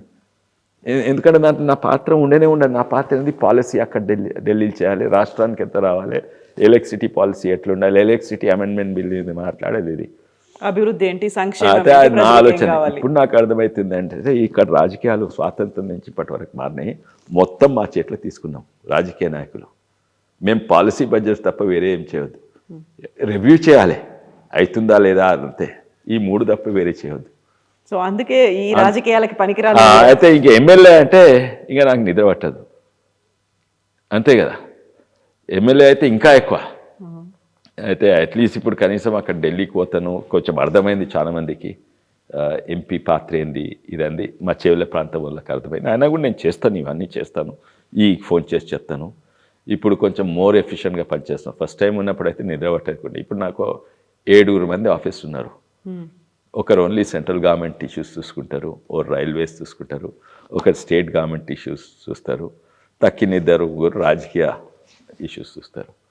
అయితే ఇప్పుడు నేను అదే చెప్తా, నా ఆఫీస్ మీ ఆఫీసు పని అయితే దాంట్లో 10% నా పాత్ర ఉంటుంది, 90% మీ పాత్ర, మా ఆఫీస్ పాత్ర ఉంటుంది. నేను ఆఫీస్లో లేనప్పుడు పని ఇంకా ఎక్కువ అవుతుంది, నేను ఆఫీస్ ఉన్నప్పుడు పని తక్కువ అవుతుంది, మీటింగ్స్ ఎక్కువ ఉంటాయి. సో ఈ ఎలక్షన్ మేము మిమ్మల్ని ఎట్లా చూస్తాం అసలు? అన్ని వదిలేసి మిగతా పనుల మీద పెట్టుకుంటారా? పాలిటిక్స్ వదిలేసి రాబోయేటువంటి ఎలక్షన్స్ లో మరి నేను చెవెళ్ళ ప్రాంతం ఎప్పుడు కూడా నేను చెవెళ్ళ ప్రాంతం దిక్కే చూసేది. కానీ బీజేపీ పార్టీ కంటిన్యూ అవుతారా? అవుతాను. ఎందుకంటే పాలిటిక్స్లో నాకు పాలిటీషియన్ ఈవెన్ మంచోళ్ళు ఉండొచ్చు, చెడ్డోళ్ళు ఉండొచ్చు, కరప్ట్ ఉండొచ్చు, నాన్ కరప్ట్ ఉండొచ్చు, కానీ అందరు రాజకీయ నాయకుల మీద నా అభిప్రాయం పెరిగింది. రాజకీయాల మీద కూడా నాకు అభిప్రాయం పెరిగింది. రాజకీయాలకు వచ్చినాక నా అవగాహన వివిధ సబ్జెక్టుల మీద పెరిగింది. నేను రాజకీయాలకు వచ్చినాక ఎన్నో నేర్చుకున్నాను. నాకు నేర్చుకున్నట్టు చాలా ఇష్టం. కొత్తది నేర్చుకుంటే నాకు చాలా సంతోషం అవుతుంది.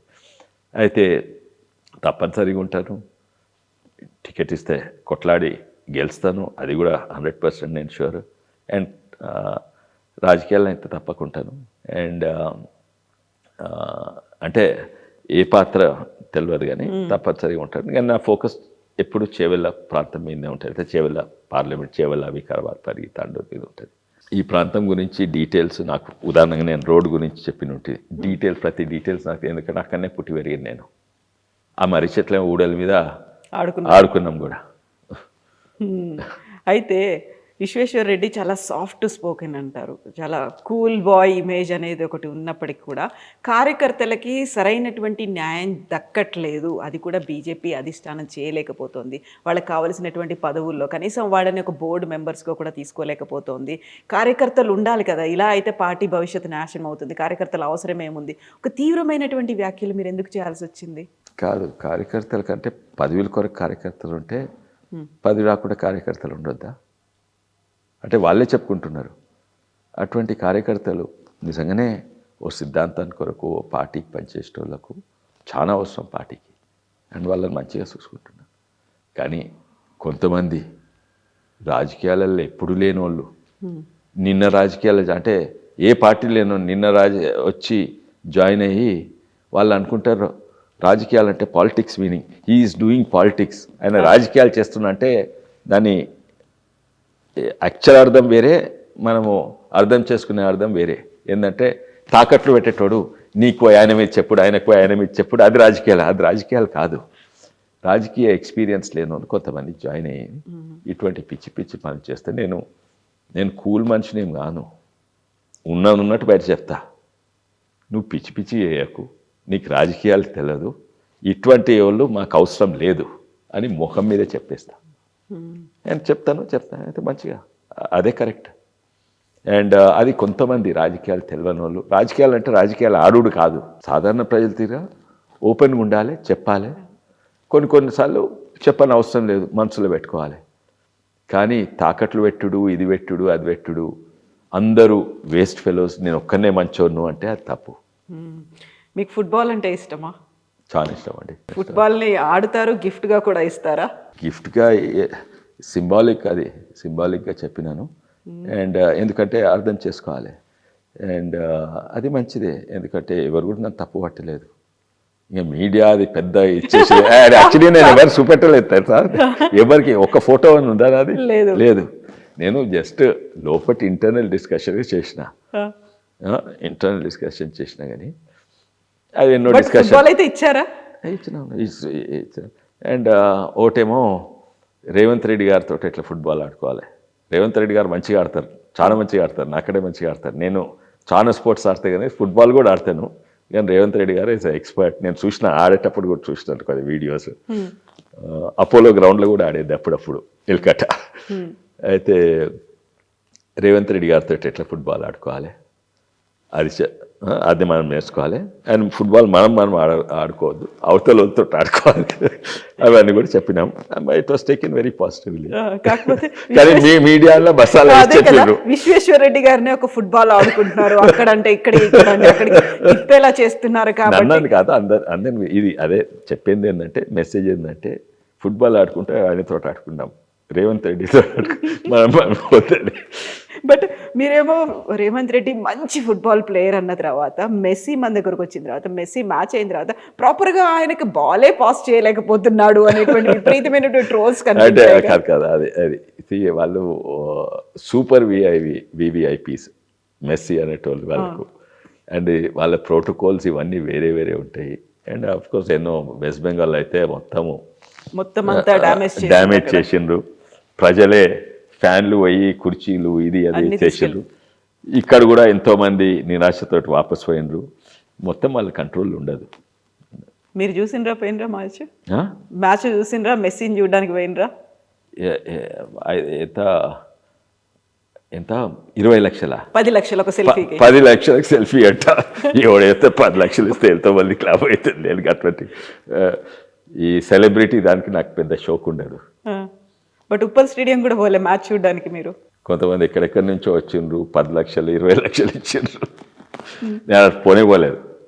బట్ మీకు ఫుట్బాల్ అంటే ఇష్టం, ట్రెక్కింగ్ అంటే కూడా ఇష్టం. ట్రెక్కింగ్ వెరీ రీసెంట్గా నేను వీడియో చూసిన, సహ్యాద్రి హిల్స్కి చేవెళ్ళ నుంచి కొంతమందిని యూత్ని తీసుకొని ట్రైన్లో. నేను ప్రతిసారి తీసుకోతాను, ఇది ఫస్ట్ టైం కాదు, ఎన్నోసార్లు 10 సార్లు తీసుకోతా.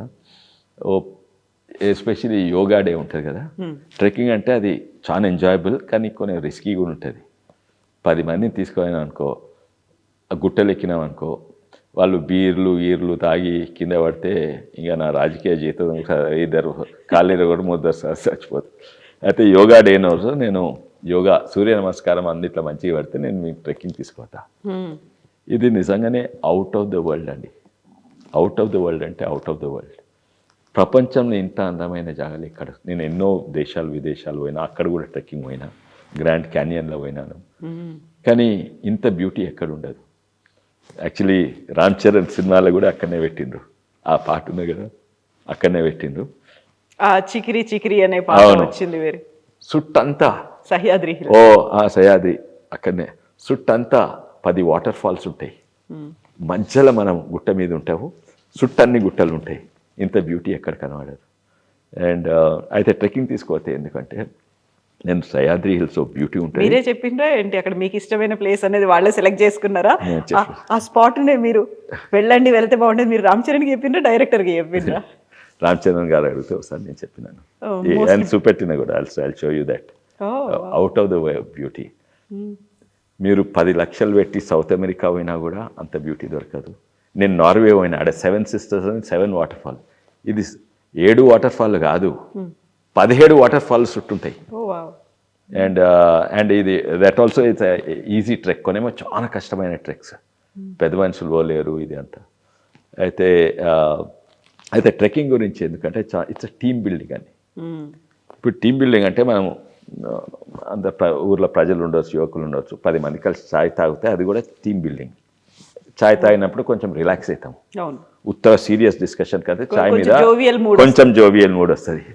అఫ్ కోర్స్ కొందరికి బియర్ తాగితే, కొందరికి విస్కీ తాగుతూ వస్తుంది, ఒక కూల్ థింగ్ హైనెస్ వస్తుంది. కానీ మీరు ట్రెక్కింగ్ ఓన్రీ ఎంత బాండింగ్ వస్తుందంటే, గుట్టలు ఎక్కేటప్పుడు ఒకడు ఇంకొని చేయి పట్టుకుంటాడు, ఇంకోటికి తూపైతే వాటర్ బాటిల్ తీసుకొని ఇస్తాడు, ఇంకోటి తక్కాయించిపోతే కొంచెం కూసుందాం నిదానికి. సో ఆ టీమ్ బిల్డింగ్ అనేది బాగా పెరుగుతుంది. అయితే నేను 15 మంది పోయినా కదా, అండ్ వీళ్ళందరూ బీజేపీ వాళ్ళు కాదు. వాళ్ళు యోగా మంచి చేసేటోళ్ళు, సూర్య నమస్కారం మంచి చేస్తారు. సూర్య నమస్కారం ఎందుకంటే వాళ్ళు ఫిట్ ఉండాలని. అయితే వీళ్ళు వివిధ పార్టీ వాళ్ళు ఉంటారు, అందరు బీజేపీ వాళ్ళు ఉండరు ఇట్లా. కానీ వాళ్ళైతే వాళ్ళతోటి బాండింగ్ నాకు పర్మనెంట్ ఉంటుంది.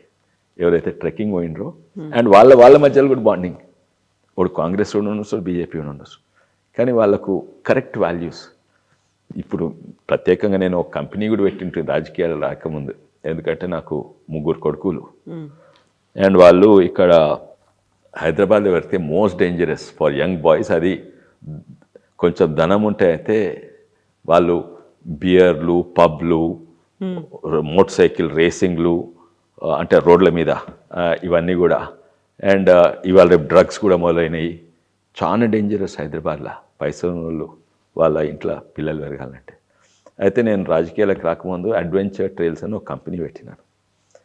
ఎందుకంటే నిజంగా ఫన్ అంటే ఏదో సిగరెట్లు బియర్లు తాగుడు కాదు, ఇట్లా ట్రెక్కింగ్ ఓనరని బోటింగ్ పెట్టినాను. కొన్ని వైట్ వాటర్ రాఫ్టింగ్ అని ఉంటుంది, వైట్ వాటర్ కాయాకింగ్ అని ఉంటుంది. అంటే వాగుల మీద వాటర్ ఫాల్స్, చిన్న వాటర్ ఫాల్స్ మీద బోట్స్ పట్టుకుంటా. అయితే అందవేరు వాగని నల్గొండకి తీసుకోయేది, నాకు బోట్లు చాలా ఉండేది. ఇక్కడ చేవెళ్లలో కూడా పెట్టినట్టు. అయితే ఆ బోట్లన్నీ రాజకీయాలకు వచ్చి ఆ బోట్లన్నీ తీసుకొని కోట్పల్లికి ఇస్తే 100 కుటుంబాలు మంచిగా బతుకుతున్నాయి. అండ్ అది ఈ ట్రెక్కింగ్ అయితే ఇటువంటివి అమెరికాలో కొంచెం మంచిగా ఉంటాయి, వేరే దేశాలలో. ఇక్కడ ఇప్పుడు పాపులర్ అవుతున్నాయి ఇండియాలో. ట్రెక్కింగ్ అనేది ఇప్పుడు చాలా పాపులర్ అయింది. కానీ నేను 20 ఏళ్ళ కింద పెట్టినాను.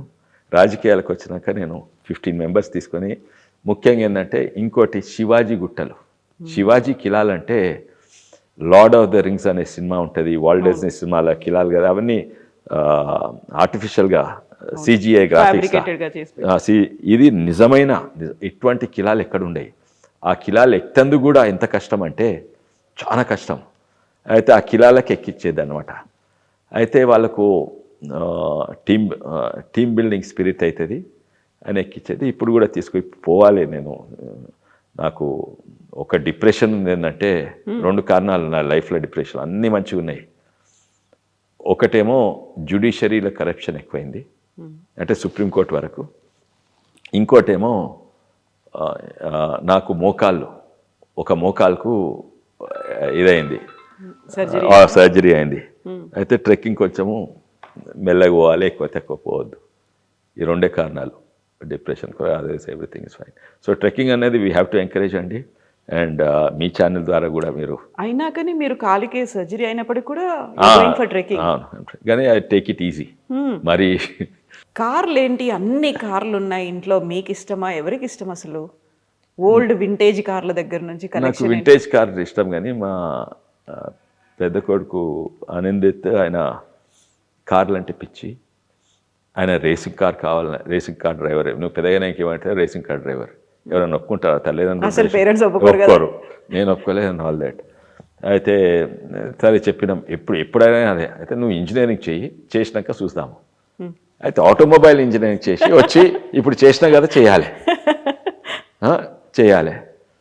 అండ్ ఇంకా మేము కొంటాము, కొన్ని చేస్తుండే, గో కార్టింగ్ ఇది అవి చేస్తుండే. కానీ అవకాశాలు మేము పెద్ద ఇవ్వలేదు. అయితే అప్పుడు సద్గురు జగ్గి వాసుదేవ్ అన్నారు, ఏంటంటే మీరు ఈయనకి అవకాశం ఇవ్వకుంటే రోడ్ల మీద రేసింగ్ చేస్తాడు, యాక్సిడెంట్లు అవుతాయి. ఆయన చెప్పినట్టే యాక్సిడెంట్ అయింది. ఆయన రోడ్ల మీద స్పీడ్ నడుతుడు. దాని తర్వాత మేము అన్నాం, కరెక్ట్, రేసింగ్ చేస్తే రేస్ ట్రాక్ మీద చేయండి అని అవకాశం ఇవ్వాలి. లేకుంటే ఎక్కడన్నా సిటీ బయట క్రాస్ కంట్రీ ఉంటాయి. ఈ రెండు రేసింగ్లో కూడా ఎన్నో రకాలు ఉంటాయి. కొన్నేమో క్రాస్ కంట్రీ ఉంటాయి, అంటే మట్టి మీద గుంతల నుంచి, రాళ్ళ నుంచి, రప్పల నుంచి ఉంటాయి. కొన్నేమో వాగులలో ఉంటాయి, కొన్నేమో రేసింగ్ ట్రాక్. అయితే దీన్ని we encourage him and he did very very well. అంటే రెండు కారణాలు, ఒకటేమో ఆయనకి ఇంట్రెస్ట్ అండ్ ఆయనకు స్కిల్ అది ఉన్నది. ఇంకోటేమో రేసింగ్ అంటే ఏదో మన భయం లేకుండా యాక్సిలరేటర్ ఒత్తుడు స్పీడ్ పోవుడు కాదు, దాంట్లో చాలా టెక్నాలజీ ఉంటుంది. ఆయన ఆటోమొబైల్ ఇంజనీరింగ్ చేసినందుకు చాలా లాభమైంది. Is the first Indian to win 2 major races in a row for 2 years. ఏది JK tyres and MRF, these are 2 top most ఇవి. అయితే ఆయనకి ఇంట్రెస్ట్, ఇప్పుడు పెద్ద బిజినెస్ చేసినా కూడా ఆయన చిన్న వర్క్ షాప్ అట్లే ఉన్నది. అండ్ ఇప్పుడు కూడా కార్లను రిపేర్ చేస్తాడు. ఎవరన్నా నేను కార్ కొంటున్నా, కార్ అంటే దీంట్లో సోషల్ మీడియా సలహా ఇస్తూ ఉంటాడు. అండ్ ఇప్పుడు కూడా ఓ పాత కారు కొని, అంటే పాత అంటే 30 ఏళ్ళ కింద, 50 ఏళ్ళ కింద కార్లు, 20 ఏళ్ళ కింద కార్లు కొని, అవి ప్రొడక్షన్ లేని కారు కొని దాన్ని మంచి చేసి అమ్ముతాడు, కొన్ని కలెక్షన్ పెట్టుకుంటాడు. సో యాజ్ ఎ ఫాదర్గా మీరైతే రేసింగ్ ఇవన్నీ అంటే ఒప్పుకోలేదు, but what about family members? వాళ్ళు కూడా ఈవెన్ మై వైఫ్ సంగీత కూడా, సంగీత గారు కూడా షీ అది after Sadhguru told correct and she's happy. ఎందుకంటే ఎవరైనా చేయాలని అనుకుంటే సేఫ్గా చేయనియండి. పిల్లలకి ఎన్నో ఉంటాయి, నేను రేసింగ్ చేయాలి, నేను గుట్టలు ఎక్కాలి, నేను ఇది చేయాలి, అది చేయాలి అని ఉంటాయి. సేఫ్గా చేస్తుడు, కరెక్ట్ విధానంగా చేస్తుడు, ఇల్లీగల్గా ఉండదు. ఇప్పుడు చాలా మంది ఏమవుతుంది, ఎంతోమంది పిల్లలు రోడ్ల మీద యాక్సిడెంట్లు చచ్చిపోతున్నారు. ఎందుకంటే వాళ్ళు ఫాస్ట్, అందరికీ ఉంటుంది, నాకు కూడా ఉంటుంది ఫాస్ట్. నాకైంది యాక్సిడెంట్ చెవెల్ నుంచి వస్తుంటే, ఎప్పుడు 2007లో 12 రిబ్స్ ఇరిగినాయి. అప్పుడు మోటార్ సైకిల్ మీద మేము వికారాబాద్ పోయి వస్తుంటే, ఇక్కడ జస్ట్ సిటీ బయట నాకు యాక్సిడెంట్ అయితే. కరెక్ట్ విధానం నేర్చుకోవాలి. అండ్ రేసింగ్ ట్రాక్ మీద, రేసింగ్ ఇస్ ద సేఫెస్ట్. మన హైదరాబాద్ రోడ్ల కంటే సేఫ్. అండ్ థ్రిల్ అక్కడ ఎక్కువ వస్తుంది, ఇక్కడ యాక్సిడెంట్లు ఎక్కువ అయితే అక్కడ థ్రిల్ ఎక్కువ వస్తుంది. ఎగ్జాక్ట్లీ. సో మీకు ముగ్గురు పిల్లలు, ముగ్గురు అబ్బాయిలే, ఆనందిత్, విశ్వజిత్ అండ్ విరాజ్. ముగ్గురు పేర్లు ఎవరు పెట్టారు? ఇద్దరం కలిసి పెట్టినాము, మేము ఇద్దరము. ఇంకా అవును, నేను సంగీత గారు, మా మిస్సెస్ కలిసి. కొంచెం అంటే ఆ కాలంలో అది ఫస్ట్ ఏమో ఆనందిత్ పేరేమో శివుని పేరు ఉండాలని, ఎందుకంటే ఆయన శివరాత్రి రోజు పెట్టిండు. So that was. అమ్మాయి కావాలనిపించిందా? మిస్ అయ్యే ఫీల్ ఉండేది? నాకు ఫీల్ కాలేదు. మా మిస్సెస్ చెప్తుంది, you don't know what you are missing. ఎందుకంటే ఫాదర్ను చూసుకునేది ఓన్లీ బిడ్డలే చూసుకుంటారు, వీళ్ళు పెద్ద అయినాక మర్చిపోతారు. You don't know what you are missing.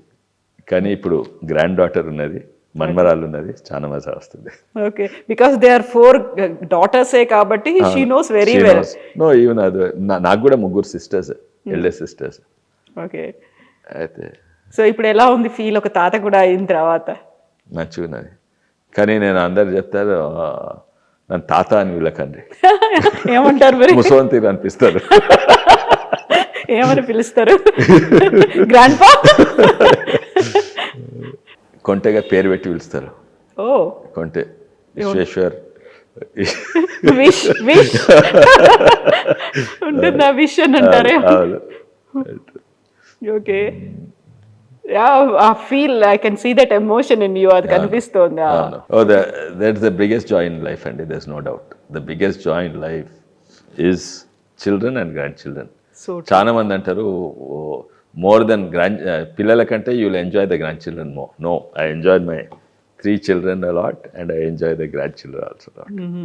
So ఆ హ్యాపీనెస్ అనేది కనిపిస్తూ ఉంటుంది కదా, ఆ ఆనందం అనేది దేంట్లో ఉందంటారు? చాలా వరకు పిల్లలకి, నెక్స్ట్ జనరేషన్కి వాళ్ళకి కావాల్సినటువంటి ఆస్తి సంపాదించి పెట్టడంలో అని కొంతమంది అంటారు. లేదు, వాళ్ళకి ప్రాపర్గా కావాల్సినటువంటి లైఫ్కి ఏదైతే మోరల్ వాల్యూస్ ఉన్నాయో, ఎథిక్స్ ఉన్నాయో అది నేర్పిస్తే అంటారు. What do you think? ఎందుకంటే మీకే ఇప్పటికీ you are the richest MP అనేది ఇన్ ద ఇండియా అనేది ఉంది కాబట్టి, what do you think and what do you feel?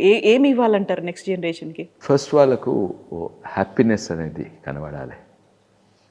పైసలతో హ్యాపీనెస్ రాదు, అసలు కనెక్షనే లేదు. ఎంతోమంది పేదోళ్ళు హ్యాపీగా ఉంటారు, ఎంతోమంది ధనవంతులు వాళ్ళ జీవితాలు నాశనం చేస్తున్న దుఃఖంగా ఉంటారు. ముఖ్యంగా మనిషికి కావాల్సిన ధనం కాదు, సంతోషం, హ్యాపీనెస్, అది మనం గుర్తించాలి. ఇంకోటి, పిల్లలంటే అది న్యాచురల్లీ వస్తుంది. నాకే కాదు, అందరికి వస్తుంది. పిల్లలు చూడంగానే న్యాచురల్లీ హ్యాపీ. కొందరికి హ్యాపీనెస్ అంటే వాళ్ళకి బర్త్డే నాడు గిఫ్ట్ ఇవ్వాలి, బర్త్డే నాడు ఇచ్చేయాలి, వాళ్ళకి సంతోషం, అది కూడా హ్యాపీనెస్సే. కానీ ఇది న్యాచురల్, ఏ కారణం లేని హ్యాపీనెస్. పిల్లలను చూడండి, ఏదో కారణానికి హ్యాపీనెస్ ఉంటే అది నిజంగా without any conditions, without any కారణాలు ఓ హ్యాపీనెస్ అంటే ఓన్లీ పిల్లలతో వస్తుంది. అండ్ అది ఆ చైల్డ్హుడ్ ఎంత కాలం మనం తీసుకోపోతే, నాకు ఇప్పుడు అనిపిస్తుంది, నాకు పిల్లల దగ్గర నుంచి నేర్చుకోవాలని చాలా ఉంటుంది. వాళ్ళ గుణాలు నాకు వింటే ఇప్పుడు ఎంతో మంచి మనిషిని అవుతుంటుంది, ఇంకా మంచి మనిషిని అవుతుంటుంది. అవును, ఆ గుణాలు ఆ పిల్లలకు, చిన్న పిల్లలకు ఉన్న గుణాలు మన పెద్దోళ్ళకి వస్తాయి చాలా మంచిగా. పెద్దోళ్ళు నేర్పిస్తారు కానీ మనం వాళ్ళ దగ్గర నేర్చుకునేది ఎన్నో ఉన్నాయి. సో మీరేమో రిచెస్ట్ ఎంపీ అనే పేరు ఉంది. సో విదేశాల్లో చదువుకొని వచ్చిండ్రు, విదేశాలను ఉద్యోగం చేసిండ్రు, అతిపెద్ద పారిశ్రామికవేత్త. ఇవన్నీ అయినప్పటికీ తెలంగాణ స్లాంగ్, మనకంటూ పల్లెటూళ్ళలో మాట్లాడుకునేటువంటి ఆ భాష ఇప్పటికీ కూడా మీరు అదే కంటిన్యూ అవుతుంది. ఎందుకట్లా? ఇన్ని విదేశాలు తిరిగి వచ్చిన తర్వాత చాలా వరకు మారిపోతుంది. అసలు తెలుగులే మర్చిపోయేటువంటి పర్సన్స్ని మనం చూసిన తర్వాత అది ఇంకా ఎలా ఉంది? కొంతమంది కారణాలు ఉంటాయి, వాళ్ళ తెలుగు మారుతుంది. ఎన్నో కారణాలు. ఉదాహరణగా నేను తెలుగు లిటరేచర్ చదువుతున్నాను అనుకోండి, ఒక అకాడమిక్ తెలుగు వేరే ఉంటుంది. నేను సినిమాలలో ఉంటే ఆ తెలుగు వేరే ఉంటుంది. నేను రాజకీయాలలో ఉంటే ఆ తెలుగు వేరే ఉంటుంది. నేను సాధారణ ప్రజలతో ఉంటే అది తెలుగు వేరే ఉంటుంది. ప్రజల మధ్య ఉన్నారు కాబట్టి నేను ప్రజల మధ్యలో ఇప్పుడున్నాను, చిన్నగా ఉన్నప్పుడు ఉంటుంది. మధ్యలో లేకుంటుంది, మధ్యలో అమెరికాలోనో యూరోప్లోనో ఎక్కడెక్కడనో ఉంటుంది, పెద్ద పెద్ద కంపెనీలు పనిచేస్తుంటుంది. నాకు సగం, నేను 20 ఏళ్ళు బయట ఉంటుంది, తమిళనాడులో ఉంటుంది 5 ఏళ్ళు ఇంజనీరింగ్, అప్పటి సంది 20-25 ఏళ్ళు బయట ఉంటుంది. అండ్ నాకు ఇక్కడ ఉన్న భాషల గురించి, నాకు భాష మారుతున్నది. అంత అయిపోయాక నేను విదేశాల నుంచి వాపసు వచ్చినాక నాకు ఏ తెలుగు తెలుసు? నా చిన్న ఉన్నప్పుడు తెలుగు తెలుసు. ఆ చిన్న ఉన్నప్పుడు తెలుగునే నేను ఇప్పుడు మాట్లాడుతున్నాను. వేరే వాళ్ళేమో కొంచెం డైవర్ట్ అయ్యారు, కొంచెం ఇంత రాజకీయ తెలుగులు, ఇంకా కొంత సినిమా తెలుగు, కొంచెం అకాడమిక్ తెలుగు, ఇదంతా ఉంటుంది. ఇంకోటి ఏంటంటే, రాజకీయాలల్లో వెనకటి ఎట్లుండంటే, ఒక రాజకీయ నాయకుడు సర్పంచ్ ఉండని, లేకుంటే ఎమ్మెల్యే ఉండని, ఎవరున్నా కూడా ఆయన ప్రజలకంటే కొంచెం పెద్ద అని చూపెట్టుకోవాలి. బట్టలు మంచిగా తెల్లగా ఉంటాయి, ఇస్త్రీతో వచ్చి కద్దరేసుకోవాలి, జేబులో పెన్ను ఉండాలి. ఎందుకంటే ఈయన చదివినోడు, వెనకట చదివినోడు, ఈయన పెన్ను ఉండాలి. సో వాళ్ళ స్టేచర్ సాధారణ ప్రజల కంటే కొంచెం ఎక్కువ పెట్టుకోవాలి. తప్పు కాదు, అది మంచిదే. అయితే అందరు ప్రజలు ఆయన దిక్కు చూడాలి. అరే ఇన్నే మంచి అయినా, ఈయనే చదువుకున్నైనా, ఈయనే ఒక శుభ్రంగా బట్టలు వేసుకొని, పెద్దరికం అంటే ఇట్లా ఉండాలి, అట్లా ఉండేది అన్నమాట. అయితే దాంతో భాష కూడా మారింది. భాష కూడా, నేను సాధారణ ప్రజల భాష మాట్లాడతారు, మంచి తెలుగు మాట్లాడతారు. అండ్ దాన్ని ఇంకా ఎక్స్ట్రీమ్ పోతున్నా వస్తున్నది. నేను అమెరికా నుంచి వచ్చినాక నేను కొన్ని స్పీచెస్ ఏంటుంటుంది, ఉపన్యాసాలు ఏంటుంటుంది. చంద్రబాబు నాయుడు గారిది అప్పుడు ఉపన్యాసం మీద, మేము ఇది కొత్తగా తనే మొదలుపెట్టిండు. ఇప్పుడు ప్రతి రాజకీయ నాయకుడు తెలుగులా, టీఆర్ఎస్ ఉండని, బీజేపీ ఉండని, కాంగ్రెస్ ఉండని, టీడీపీ ఉండని, అందరు అదే భాష. నేను ఫస్ట్ టైం చంద్రబాబు నాయుడు గారు మాట్లాడేటప్పుడు విన్నాను, మేము అక్కడ పోవడము జరిగింది, మేము అక్కడ చర్చించడం జరిగింది. అది ఇంతకుముందు ఎవరు వాడకుండే, ఎందుకంటే అది ఇంకా గౌరవ తెలుగు తిరుగు అనిపించేది, ఇంకా రెస్పెక్ట్ఫుల్ తెలుగు అనిపించేది. అది ఇంగ్లీష్లో ట్రాన్స్లేట్ చేస్తే నేను అప్పుడే అమెరికా నుంచి చాలా గమ్మత్ అనిపించేది. ఏంది my going there has happened అంటే నేను అక్కడ పోయినా కాదు, నేను అక్కడ పోవడము జరిగింది. రెండు క్రియలు ఉంటాయి, రెండు క్రియలు, ఒక్క క్రియ వాడేవారు, రెండు క్రియలు వాడిండు. అయితే ఇది ఇంకా పెద్ద గౌరవనీయులు ముఖ్యమంత్రి గారు అట్లా మాట్లాడతారు, మేము కూడా అట్లా మాట్లాడాను. ఇప్పుడు అందరూ మా బీజేపీలు కూడా అట్లే మాట్లాడుతారు, మా కాంగ్రెస్ కూడా. సో అప్పుడు తను ఓ భాషలనే మార్పు తెచ్చిండు. అండ్ నేనేమో అక్కడ పోయినా, అక్కడ వచ్చినా, ఆయన వచ్చిండు, ఆయన రావటం జరిగింది అని చేసినాం. అది పాత తెలుగు అన్నమాట. కేసీఆర్ పాపులర్ ఎందుకంటే ఆయన కూడా, ఆయనకి అన్ని తెలుగులు తెలుసు, రాజకీయ తెలుగు తెలుసు, ఈ తెలుగు తెలుసు, ఈ తెలుగు తెలుసు, ఈ తెలుగు, కానీ వాడేది ఈ తెలుగు. ఈ తెలుగుని ఇంకా కిందికి పోయి బూతులు కూడా మొదలుపెట్టిండు, అయితే ఇంకా పాపులర్ అయ్యిండు. కానీ అది తప్పు, బూతులు వాడని అవసరం లేదు.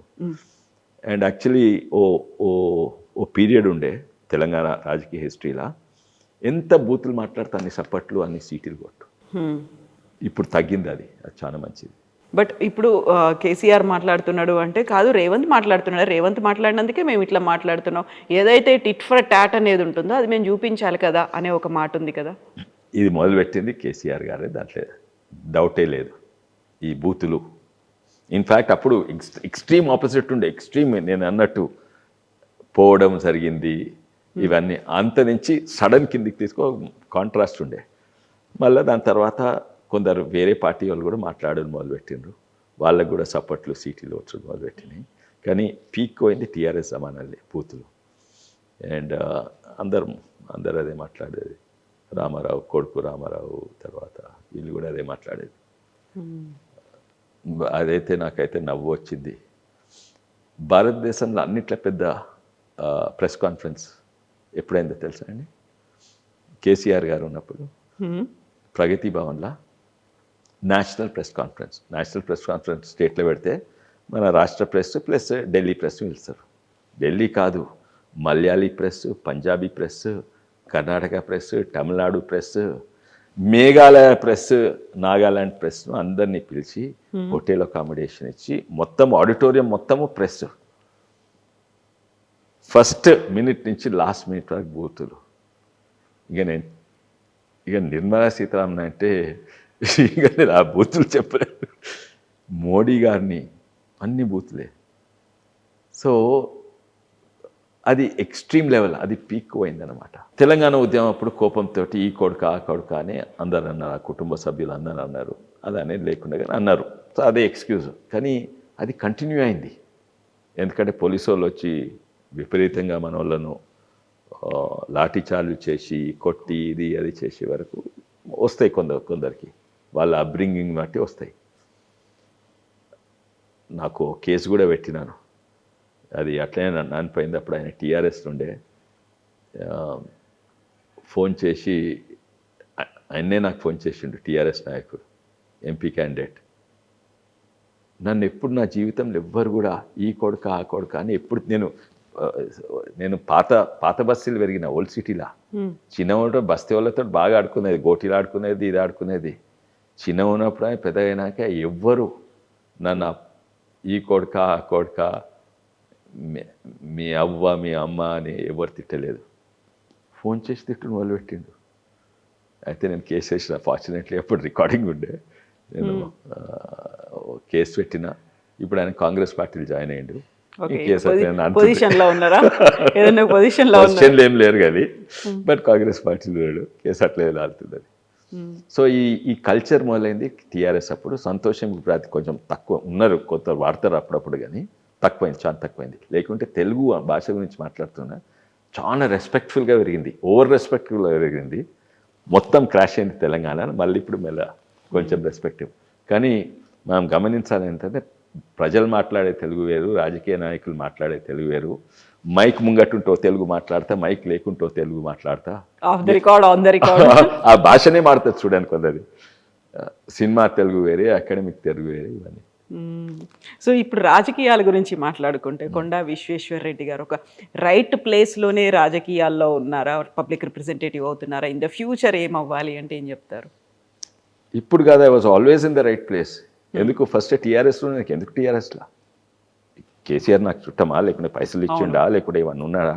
అధికారం లేకుంటే అధికారం వస్తాడో లేదో తెలియదు. తెలంగాణ కొరకు ఇది ఒకటే పార్టీ.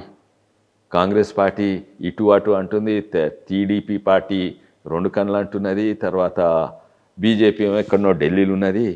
నిజంగా తెలంగాణ కొట్లాడే పార్టీ టీఆర్ఎస్ పార్టీ. అయితే ఎంతోమంది నా మిత్రులు అన్నారు, మంచిదే కానీ పోయి వాన్ దగ్గర ఎందుకు జాయిన్ అంటే మాకు మా మిత్రులు చుట్టాలు కూడా పోయి వాన్ దగ్గర ఎందుకు జాయిన్ అయితే? రెడ్డి అనేది ఒక రెడ్డి అనే కాదు, ఇన్ జనరల్ నువ్వు how are you decent person. నేను జాయిన్ అయ్యేది కేసీఆర్ గారు ఇది అని కాదు, అని దేని కొరకు పోరాడుతున్నా దాని కొరకు జాయిన్ అవుతున్నా. అది టీఆర్ఎస్ పార్టీ ఎక్కువ. I was in the right place in TRS party. కానీ టీఆర్ఎస్ పార్టీయే కాళేశ్వరంలో కట్టి దోసుకుని మొదలు పెడితే అప్పుడు ఏమన్నాడు కేసీఆర్? ఆంధ్రోళ్ళు వచ్చి మన ధనమంతా దోసుకొని ఆంధ్రాలో పెడుతున్నా అన్నారు. ఇప్పుడు ఆంధ్రోళ్ళు పోయినరు, దోసుకునేది ఎవరు? అన్నిట్లో ఎక్కువ ఆంధ్రోళ్ళ కంటే ఎక్కువ మా టీఆర్ఎస్ పార్టీయే దోసుకునేది. కాళేశ్వరంలో కట్టిండ్రు. అయితే అప్పుడు నేను డెఫినెట్లీ ఇడవాలి. ఇడిచి ఏ పార్టీలు జాయిన్ అయ్యా? టీఆర్ఎస్ను ఓడగొట్టే పార్టీ. అప్పుడు బీజేపీ చాలా బలీయంగా ఉంది. ఓడగొట్టే పార్టీ అది కాంగ్రెస్సే జాయిన్ అయినా. తర్వాత కాంగ్రెస్సే సగం మంది అమ్ముడు పోయింది. అది మా తెలంగాణ మా చేవెళ్ళలో సవితా ఇంద్రారెడ్డి గారే కాంగ్రెస్ నుండి లాస్ట్ మినిట్ నేను వచ్చినందుకు బాధ అయ్యి టీఆర్ఎస్ పార్టీకి పోయింది. అయితే కాంగ్రెస్ పార్టీ అమ్ముడు పోయింది. అమ్ముడు పోయినాక నేను ఇండిపెండెంట్గా ఉంటుంది. ఇండిపెండెంట్గా ఉండి ఒక తీరా చూస్తే నేను రీజనలిజం అంటారు, తెలంగాణ కొరకు కొట్లాడితే రీజనలిజం. అప్పుడు బీజేపీ పెద్ద మనుషులు కొందరు వచ్చి జాయిన్ కమ్మన్నారు. అయితే నేనన్నా నాకు బీజేపీ గురించి ఎక్కువ తెలియదు, సిద్ధాంతపరంగా మీద చూస్తే నేనేమో రీజనలిస్ట్, అదేమో నేషనలిస్ట్ పార్టీ. ఈ రెండు సిద్ధాంతాలు ఎట్లా మర్జ్ అవుతాయి నేను తెలుసుకోవాలి, దాని గురించి ఎక్స్ప్లెయిన్ చేసి 2 ఏళ్ళు నేను పుస్తకాలు చదువుకున్నా. బీజేపీ చదివారా? బీజేపీ కాదు, ఆర్ఎస్ఎస్ పుస్తకాలు చదువుకున్నా. చదువుకొని అప్పుడు అర్థం చేసుకొని తర్వాత జాయిన్ కమ్మన్నప్పుడు జాయిన్ కాలేదు. నేను 2 ఏళ్ళు ఇండిపెండెంట్ ఉంటుంది. ఇండిపెండెంట్ ఉండి జాతీయవాదం అంటే నేషన్ ఫస్ట్ అంటే విలేజ్ లాస్ట్ కాదు, విలేజ్ ఫస్ట్ స్టార్ట్ అవుతుంది. అంత్యోదయ, గ్రామీణ, ఇది ఇవన్నీ కూడా. అయితే ఇవన్నీ చదువుకునే తర్వాత ఇంకోటి నేను ఎంపీగా ఉన్నప్పుడు చాలా దుష్ప్రచారం చేసేది. ఎంతో ఏంటుండే కదా బీజేపీ గురించి. ఎవరు మా కాంగ్రెస్ మిత్రులైనా, కొంతమంది టీఆర్ఎస్, కొంతమంది బీజేడీ, కొంతమంది తృణమూల్ కాంగ్రెస్, అరే వీళ్ళే హిట్లర్కు, ఫ్యాసిస్ట్, డిక్టేటర్స్, వీళ్ళే బీసీలకు వ్యతిరేకము, వీళ్ళే ఎస్సీలకు వ్యతిరేకము. అది లేదు ఇక్కడ. మా ప్రధానమంత్రియే బీసీఏ. ఇవన్నీ దుష్ప్రచారాలు, కాంగ్రెస్ పార్టీ దుష్ప్రచారాలు, కానీ వాస్తవాలు కావని అది అర్థం చేసుకొని అప్పుడు జాయిన్ అయినా. అండ్ దేశానికి కొరకు నిజంగానే నేషన్ ఫస్ట్ అని కొట్లాడే పార్టీ అప్పుడు నేను నమ్మినా. కానీ ఇప్పుడు ప్రజలు కూడా నమ్ముతున్నారు. ఆపరేషన్ సింధూర్ అయినా, ఆడ రష్యా యుక్రెయిన్ అయినా కూడా, అమెరికా ఒత్తిడైనా కూడా మా దేశం ఫస్ట్. మేము రష్యా నుంచి పెట్రోల్ కొనుక్కుంటాము, ఎందుకంటే మాకు లాభం అది. మీరు ఒత్తిడితో ఒప్పుకోము. ఇటువంటి ఎన్నో పెద్ద పెద్ద శక్తులను అడ్డుకొని నేషన్ ఫస్ట్ అని పాలించటైనా ఈయన ప్రధానమంత్రి మోడీ గారు. అండ్ అది వాస్తవం. అది మేము దాన్ని ఉపయోగించుకొని అధికారంలోకి రావాలి. అదొకటే. ఏం చేయాలి దానికి? ఫస్ట్ అదే media, that is the main. ఇది యూనిటీ అనేది ఆటోమేటిక్గా వచ్చేస్తుందా మీడియా కనుక మేము మీద? లేదండి, నేను 3 పార్టీలో చూసినా కదా, 3 పార్టీల యూనిటీ బీజేపీలో ఎక్కువ ఉన్నది. అచ్చా, ఎగ్జాక్ట్లీ నేను చెప్పాను కదా, ఆ రోజు మేము 6 మంది కలవంగానే కొత్త టీము పాత టీము. అవును కదా. మేము కొత్త టీం పాత టీం చూసినామా? మేము 8 మంది ఉంటే 2 మంత్రులు మేము కలిసినాము. అచ్చా, బై ద వే 4 రోజుల కింద నేను ఢిల్లీ ఉంటుంది. మన 19th 22 రోజులు ఉంటుంది. అప్పుడు మొత్తం ఇక్కడి నుంచి శృతి గారు, ప్రేమేందర్ రెడ్డి గారు, మొత్తం అందరూ అక్కడికి వచ్చి, కొంతమంది అందరినీ చేయరు, కొంతమంది వచ్చి శాంపుల్గా ఎలక్షన్ నామినేషన్ కొరకు పోయినాం. పోయినాక నా ఇంట్లో అన్నారు కొత్తోళ్ళు పాతాలు అందరు ఉండే కదా, కిషన్ రెడ్డి గారు, రామచంద్రరావు గారు, డికే అరుణ గారు, ఇక్కడ ప్రేమేందర్ రెడ్డి, శృతి, వీళ్ళందరూ. సో దాన్ని ఎట్లా చూడదలుచుకుంటే అట్లా కనబడుతుంది. నేను నీళ్ళ రంగు అద్దాలు వేసుకుంటే అది మొత్తం నీళ్ళ రంగే కనబడుతుంది ప్రపంచం మొత్తం. అండ్ అయితే రెడ్ గ్లాస్ వేసుకుంటే అయితే మీడియా ఎట్లా ప్రొజెక్ట్ చేస్తే చాలా ఇంపార్టెంట్. ఇది మేము కొంచెం అండర్ ప్లే చేస్తున్నాం. Media is the most important thing. And అది అందులో మేము వీకెస్ట్ ఉన్నాం. అందులో టీఆర్ఎస్ అండ్ కాంగ్రెస్ స్ట్రాంగెస్ట్ ఉంది, ఈవెన్ ఎంఐఎం కూడా స్ట్రాంగ్ ఉన్నది. కానీ ఈ మీడియాలో మాత్రం మీడియా అండ్ సోషల్ మీడియాలో మేము వీక్ ఉన్నాం. బట్ దేశవ్యాప్తంగా చూస్తే బీజేపీకి ఉన్నటువంటి సోషల్ మీడియా ఒక గ్యాంగ్ అంటారా, ఒక టీమ్ అంటారా, అది మ్యాసివ్ అంటే massive, 100%. No one can reach them అనేది అవును. అండ్ వాళ్ళ పైసలతో కాదు, ఇండిపెండెంట్ గ్రూప్స్ ఉన్నాయి వాళ్ళ దీంతో. అది అక్కడనే దేశం మొత్తం స్ట్రాంగ్ ఉన్నా తెలంగాణ మేము మీడియాలో సోషల్ మీడియాలో వీక్ ఉన్నాం. ఇప్పుడు బీజేపీ రాష్ట్రంలో రావాలంటే ఏం జరగాలి? పార్ట్ ఆఫ్ మీడియాని కాస్త పక్కన పెట్టేస్తే ఇంటర్నల్గా మీరేం చెప్తారు, సజెషన్ మా ఇవ్వాలి? ప్రచారం మంచిగా లేదండి. ఉదాహరణగా ఒకటేమో యూనిటీ మీద నేను చెప్పిన, యూనిటీ అన్నిట్లో యూనిటీ మా దగ్గర ఉంటాయి కానీ మేమే లీస్ట్ యూనిటీ, మా ఐక్యత లేదా ఐక్యత అనే ప్రచారం అవుతుంది. అది ఇట్స్ పెట్టు. ముఖ్యమంత్రి గారు గుడ్డు పట్టుకొని తిరిగిండ్రు. ఏమి గుడ్డు ఇచ్చింది పోయిన బడ్జెట్లో, అంతకుముందు బడ్జెట్లో. గుడ్డు కాదు, ఈరోజు మ్యాక్సిమం వచ్చేది సెంటర్ నుంచే, గ్రామీణ ప్రాంతంలో. నేను లెక్కలు పెట్టి కూడా చూపెడతా. రోడ్లైనా ఏదైనా కూడా మ్యాక్సిమం మేము అంత బీజేపీకి యూపీ గుజరాత్ పోతున్నాయి. నేను లెక్కలు చూపెడతా. ట్యాక్స్ల రూపంలో అంతా మనం ఎంత కాదు. ఇంకోటి చాలా మందికి ప్రజలు తెలియదు, ప్రధానమంత్రి చేతులు అన్నీ ఉండయి. అది భారతదేశం గొప్పతనం, మన గవర్నెన్స్ గొప్పతనం. నాకు ఇష్టం ఉంటే ఈ రాష్ట్రానికి ఎక్కువ ఇచ్చుడు, ఈ రాష్ట్రానికి తక్కువ ఇవ్వలేను. ఇది అంత ఫైనాన్స్ కమిషన్ డిక్టేట్ చేస్తుంది. అయితే ఫైనాన్స్ కమిషన్ డిక్టేట్ చేస్తుంది. అండ్ నంబర్ 1 మోడీ గారు వచ్చినాక దాదాపు 33% పెంచిండ్రు. ఏంది డెవల్యూషన్ టు స్టేట్స్ అనేది. అంతకుముందు 100 రూపాయలు, అంటే కాంగ్రెస్ ప్రభుత్వం 100 రూపాయలు ఇక్కడి నుంచి యావరేజ్గా చెప్తున్నా, 100 రూపాయలు ఇక్కడి నుంచి అక్కడ తీసుకోపోతే ట్యాక్స్ పన్నుల ద్వారా 32 రూపాయలు వాపసు వచ్చేది కాంగ్రెస్ ప్రభుత్వం 2014 తర్వాత. అంటే ఇది ఇంకా మేమే క్రెడిట్ కాదు, అందులో ఫైనాన్స్ కమిషన్ క్రెడిట్ కూడా ఉంటుంది. మాంటెక్ సింగ్ అలువాలియా తర్వాత మన రిజర్వ్ బ్యాంక్ గవర్నర్ వీళ్ళు ఉండి చేసింది ఏంటంటే 100 రూపాయలు తెలంగాణ నుంచి అక్కడ పోతే 42 రూపాయలు కంపల్సరీ రావాలి తెలంగాణకు. అవి తీసుకొచ్చి తెలంగాణ ప్రభుత్వం చేతిలో పెడతారు. అవి కాకుండా దాదాపు 60% ఉంటాయి కదా, ఆ 60%లో కూడా ఎక్కడెక్కడ ఏం తీయాలని ఉంటుంది. అందులో కూడా వస్తాయి తెలంగాణకు. అయితే వాస్తవం అందులో తక్కువ వస్తాయి, ఇవేమో కంపల్సరీ ఇవ్వాలి, అందులో తక్కువ వస్తాయి. అయితే వీళ్ళు ఏం ప్రచారం చేస్తారు? కేసీఆర్ అదే ప్రచారం చేసింది, ఇప్పుడు కాంగ్రెస్ పార్టీ అదే ప్రచారం చేస్తుంది. ఏంది, అరే ఇక్కడ ఇంటి పనులు కొడితే తక్కువ వస్తున్నాయి, కేంద్ర ప్రభుత్వం మామూలు నడుస్తుంది. కాదయ్యా, అట్లా చూస్తే పన్నులన్నీ రంగారెడ్డి జిల్లా కడుతుంది, ఖర్చు పెట్టేదంతా కరీంనగర్, సిరిసిల్ల ఇక్కడ ఖర్చు పెడతారు. పన్నులన్నీ ఇంకో విధానం చూడే, రాజకీయాలు పక్కకు పెట్టి ఇంతకు పన్నులందరూ హైదరాబాద్ నగరము కడుతుంది, ఖర్చు పెట్టేదని గ్రామీణ ప్రాంతాల్లో. ట్యాక్సెస్ ఉన్నాయి, అందుకు ధనవంతుల దగ్గర ట్యాక్స్ కలెక్ట్ చేయాలి, అందరికీ ఖర్చు పెట్టాలి ట్యాక్స్. అట్లనే రాష్ట్రాలది కూడా అదే. అండ్ ఇప్పుడు అది వెనకట్స్ అట్లే నడుస్తుంది, ప్రతి దగ్గర నడుస్తుంది, రీజనల్ లెవెల్లో నేషనల్ లెవెల్లో అట్లనే నడుస్తుంది.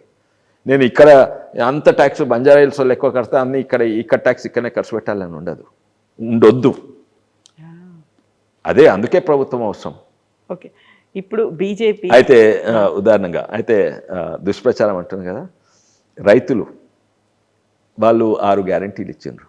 మేము 2 లక్షల రుణమాఫీ చేస్తాం, తులం బంగారం ఏదో, ఇక పైసలు లేవో ఏదో చేసేది లేకుంటే చేసిండ్రు, కానీ ఇవ్వలేకపోతుండ్రు. పర్వాలేదు, గుడ్డు ఇచ్చేది వాళ్ళు, గుడ్డు అయితే 0. ఈరోజు రైతాంగం బతుకుతుందంటే మేము ప్రతి ఏడాది ప్రతి రైతు కుటుంబానికి 1,00,000 రూపాయల కంటే ఎక్కువ ఇస్తున్నారు మోడీ నుంచి. ఎక్కువిచ్చుడే కాదు, గుజరాత్ ఇంకా యూపీ కంటే ఎక్కువ ఇస్తున్నాం. లెక్కలు చెప్తాను. తెలంగాణ ప్రభుత్వం డేటా ప్రకారంగా 35 లక్షల రైతు కుటుంబాలు ఉన్నాయి తెలంగాణలో.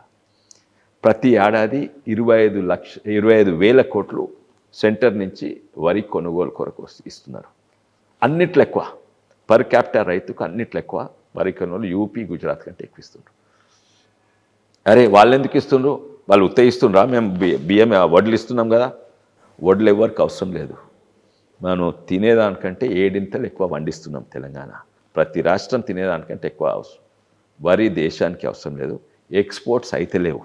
ఎందుకంటే మన వరి క్వాలిటీ యూరియా వరి పండిస్తున్నాం. అయితే అయినా కూడా మన తెలంగాణ రైతాంగాన్ని ఆదుకుంటేందుకు 20,000 కోట్లు ఇచ్చి కొంటున్నాడు. అవి మురిగిపోతున్నాయా, లేకుంటే పోల్ట్రీ ఫీడ్కి వాడుతున్నారా, లేకుంటే ఆల్కహాల్ తయారు చేస్తున్నా, అది వేరే విషయం. ఎక్స్పోర్ట్ అవుతుందా? అయితే లేవు. అది వాడుకో. ఎందుకంటే రైతాంగం అవసరం లేకుండా కొంటుండే. ఎందుకంటే రైతాంగాన్ని ఆడుకోవాలి. 25,000 కోట్లు ఇంటూ 35 లక్షలు అంటే ప్రతి కుటుంబానికి 71,000 వస్తుంది యావరేజ్గా. మళ్ళీ ఈ వరి ఎట్లా పెరుగుతుంది? అప్పుడు టీఆర్ఎస్ కాళేశ్వరం వల్ల పెరుగుతుంది. కాళేశ్వరం కూలిపోయినాక ఇంకా ఎక్కువ పెరుగుతున్నాయి. కాళేశ్వరం కూలిపోయిన పనిచేస్తుంది కదా, ఎట్లా పెరుగుతున్నాయి? ఇప్పుడు ఉత్తమ్ కుమార్ రెడ్డి గారు తను నిజమే మాట్లాడతారు. ఆయన లాస్ట్ ఇయర్ 24, 25లా 2,80,00,000 టన్ల వడ్లు ఉత్పత్తి అయింది, ప్రొడక్షన్ అయిందని చెప్పిండ్రు. మనం తినేది ఎంత? మన తెలంగాణకు అవసరం ఉన్నది ఎంత? 4 కోట్ల జనాభా, ఏడాదికి యావరేజ్ 72 కిలోలు తింటే అది 29 లక్షల టన్నులు అవుతుంది బియ్యం. అంటే వడ్లు అంటే 41 లక్ష. అంటే 41 లక్ష తింటే మనం పండించేది 2,80,000. ఎవరికి అవసరం లేదు ఆ వరి. అయినా కూడా ఆదుకుంటుంది. ఆ వరి ఎట్లా పెరుగుతుంది? కాళేశ్వరం కూలిపోయినాక ఇంకెక్కువ పెరిగింది. ఎందుకంటే యూరియా వల్ల పెరుగుతుంది. ఇంకోటి ఎంఎస్పి ఎంత ఇస్తుందో తెలుసా అండి? మీరు గూగుల్ చేసి చూడండి. మనం ఎక్స్పోర్ట్ ఎందుకు చేయగలుగుతామంటే WTO ఉంటుంది, World Trade Organisation. Dumping, anti dumping అని ఉంటుంది. అంటే మనము 100 రూపాయలకు ఉత్పత్తి చేసి జస్ట్ ఎక్స్పోర్ట్ డంపింగ్ కొరకు 50 రూపాయలకు అమ్మలేము చైనా అన్న వేరే దేశాలకు. మనం వరి మద్దతు ధర ఎంత ఉంది ఇప్పుడు? 2,300, 400 ఉన్నది. ఏది క్వింటాల్కు. మీరు ఇప్పుడే గూగుల్ చేసి చూడండి. International rice prices. అమెరికా కూడా వరి పెరుగుతుంది, జపాన్లో పెరుగుతుంది, థాయిలాండ్లో పెరుగుతుంది, పాకిస్తాన్లో పెరుగుతుంది. ఒక దేశం ఇంకో దేశం నుంచి రైస్ ఎక్స్పోర్ట్ చేస్తే ఎంత అంటే 330 రూపాయలు టన్కు. ఏది? అది బియ్యం. అంటే అది దాదాపు 30-35 రూపాయలు కేజీ అవుతుంది. మనకెంత అవుతుందో తెలుసా? మనకు వడ్ల లెక్క బట్టి చూపెట్టినా, లేకుంటే మిల్ చేసి బియ్యం చేస్తే మనకు 40 రూపాయలు అవుతుంది. మన ఎంఎస్పి ఇంటర్నేషనల్ రైస్ ప్రైసెస్ కంటే ఎక్కువ. అది ఎక్స్పోర్ట్ కూడా చేయలేదు, ఎందుకంటే యాంటీ డంపింగ్ పడుతుంది. అయితే మోదీ ఆదుకుంటున్నారు. తెలంగాణకు 75, యావరేజ్ 71,000 కొనుగోలు కొరకు, ప్లస్ దాదాపు 20,000 యూరియా సబ్సిడీకి, ప్లస్ 6,000 రూపాయలు ప్రతి రైతు కుటుంబానికి. ఇవన్నీ కలిపితే నేను లెక్క చేసింది 1,03,000 రూపాయలు ప్రతి ఏడాది వస్తుంది. వీళ్ళు 2 లక్షలు ఒక్కసారి ఇస్తా అన్నారు రుణమాఫీ. ఇప్పటి వరకు ఇవ్వలేదు. ఎంతోమందికి 1,00,000 కూడా రాలేదు. కానీ మేము ప్రతి ఏడాది వస్తుంది. అండ్ ఇదే కాక ఎన్నో పెద్ద పెద్ద డేటాలు, స్టాటిస్టిక్స్ చూపెట్టచ్చు, కానీ అవన్నీ ఇడిచిపెట్టాను నేను. నిన్న సర్పంచ్ దీనికి వస్తే చెన్వేలి సర్పంచ్ ఇదే ప్రశ్న అడిగిండు. అయితే ఇదే సమాధానం ఇచ్చిన, మీకు వస్తున్నది. కానీ మీ చెన్వేలి గ్రామానికి నేను 4 సార్లు 5 సార్లు వచ్చిన. చివలలు ఉంటాయి చెన్వేలి గ్రామం. నేను మొట్టమొదటిసారి ఎలక్షన్స్ కొట్లాడిన 2014లో. అప్పుడు వచ్చినప్పుడు చెన్వేలిలో ఎన్ని మోటార్ సైకిళ్ళు ఉండే అంటే 30-40 ఉండొచ్చు. ఇప్పుడు ఎన్ని ఉన్నాయంటే 1000 కంటే ఎక్కువ మోటార్ సైకిళ్ళు ఉన్నాయంట. అంటే ఇంటికి ఒకటి కాదు, 2 మోటార్ సైకిళ్ళు ఉన్నాయి. అప్పుడు ఎన్ని కార్లు ఉన్నాయంటే 2 కార్లు. ఇప్పుడు 50 కార్లు ఉన్నాయి చెన్వేలి గ్రామంలో. ఎక్కడి నుంచి వచ్చినాయి? కేంద్రం ఆదుకున్నట్టే. తెలంగాణ డబ్బులన్నీ కాళేశ్వరం పోయినాయి. ఈయన దగ్గర పైసలు లేకుంటున్నాయి. ఈరోజు రైతును ఆదుకుంటుందంటే, రైతు కుటుంబాలను ఆదుకున్నా, గ్రామ పంచాయతీని ఆదుకున్నా ఇది కేంద్రం నుంచే. అక్కడ లైట్ బుగ్గల కాడ నుంచి సీసీ రోడ్లు సెంటర్ నుంచి వస్తున్నాయి, శ్మశాన వాటికనే. అయితే చెప్పడంలో ఫెయిల్ అయ్యారా బీజేపీ? ఎగ్జాక్ట్లీ అండి, ఎగ్జాక్ట్లీ. ఇవన్నీ చెప్పడంలో మేము ఫెయిల్ అయినాము. మా ప్రచారం మంచి లేదు, అవతల దుష్ప్రచారం చాలా మంచిగా ఉన్నది, బలంగా ఉన్నది. ఎందుకని మీరు చేసిన పని మీరు చెప్పుకోలేకపోతున్నారు? అది రాజకీయంగా దూరం అవుతున్నారు, లేకుంటే మీ మీద ఒక ఆరోపణలు అనేవి అదే అంటున్నా, ఇలా రెండు ఉన్నాయి. నేను ప్రతిసారి మీడియా అంటున్నా, మళ్ళోసారి కూడా అంటారు. మీడియా పాత్ర మాది కూడా ఉన్నాయి, కొన్ని తప్పులు మాది కూడా ఉన్నాయి తప్పులు. మీది ఒక కలెక్టివ్ గా ఉండాల్సిన రెస్పాన్సిబిలిటీ అనేది ఉంటుంది. మామూలుగా ఇప్పుడు మొన్న మహారాష్ట్ర లోకల్ బాడీ ఎలక్షన్స్ అయితే డబుల్ ఇంజన్ సర్కార్ కాదు, మాకు ఇక్కడ ట్రిపుల్ ఇంజన్ సర్కార్ వచ్చింది. సో అలా డబుల్ ఇంజన్ సర్కార్ అనేది ఎప్పటి నుంచో వింటున్నాం తెలంగాణలో. ఆ దిశగా కదలాలి అంటే కేంద్రం కంటే కూడా ఇక్కడ కూడా మీ దగ్గర యూనిటీ అనేది ఉండాలి, ముందుకెళ్ళాలి అనేది ఒక డ్రైవింగ్ ఫోర్స్ అనేది ఉండాలి. అది మిస్ అవ్వకుండా ఇప్పటి నుంచే దాన్ని పట్టాల మీద ఎక్కించాలంటే ఏం చేయాలంటారు? చెప్పిన మేము ప్రచారం మంచి చేసుకోవాలి. ఇంకోటి కొంతమంది మా దగ్గరనే కార్యకర్తలు ఉంటారు, కొత్తోళ్ళు వీళ్ళు వాళ్ళు.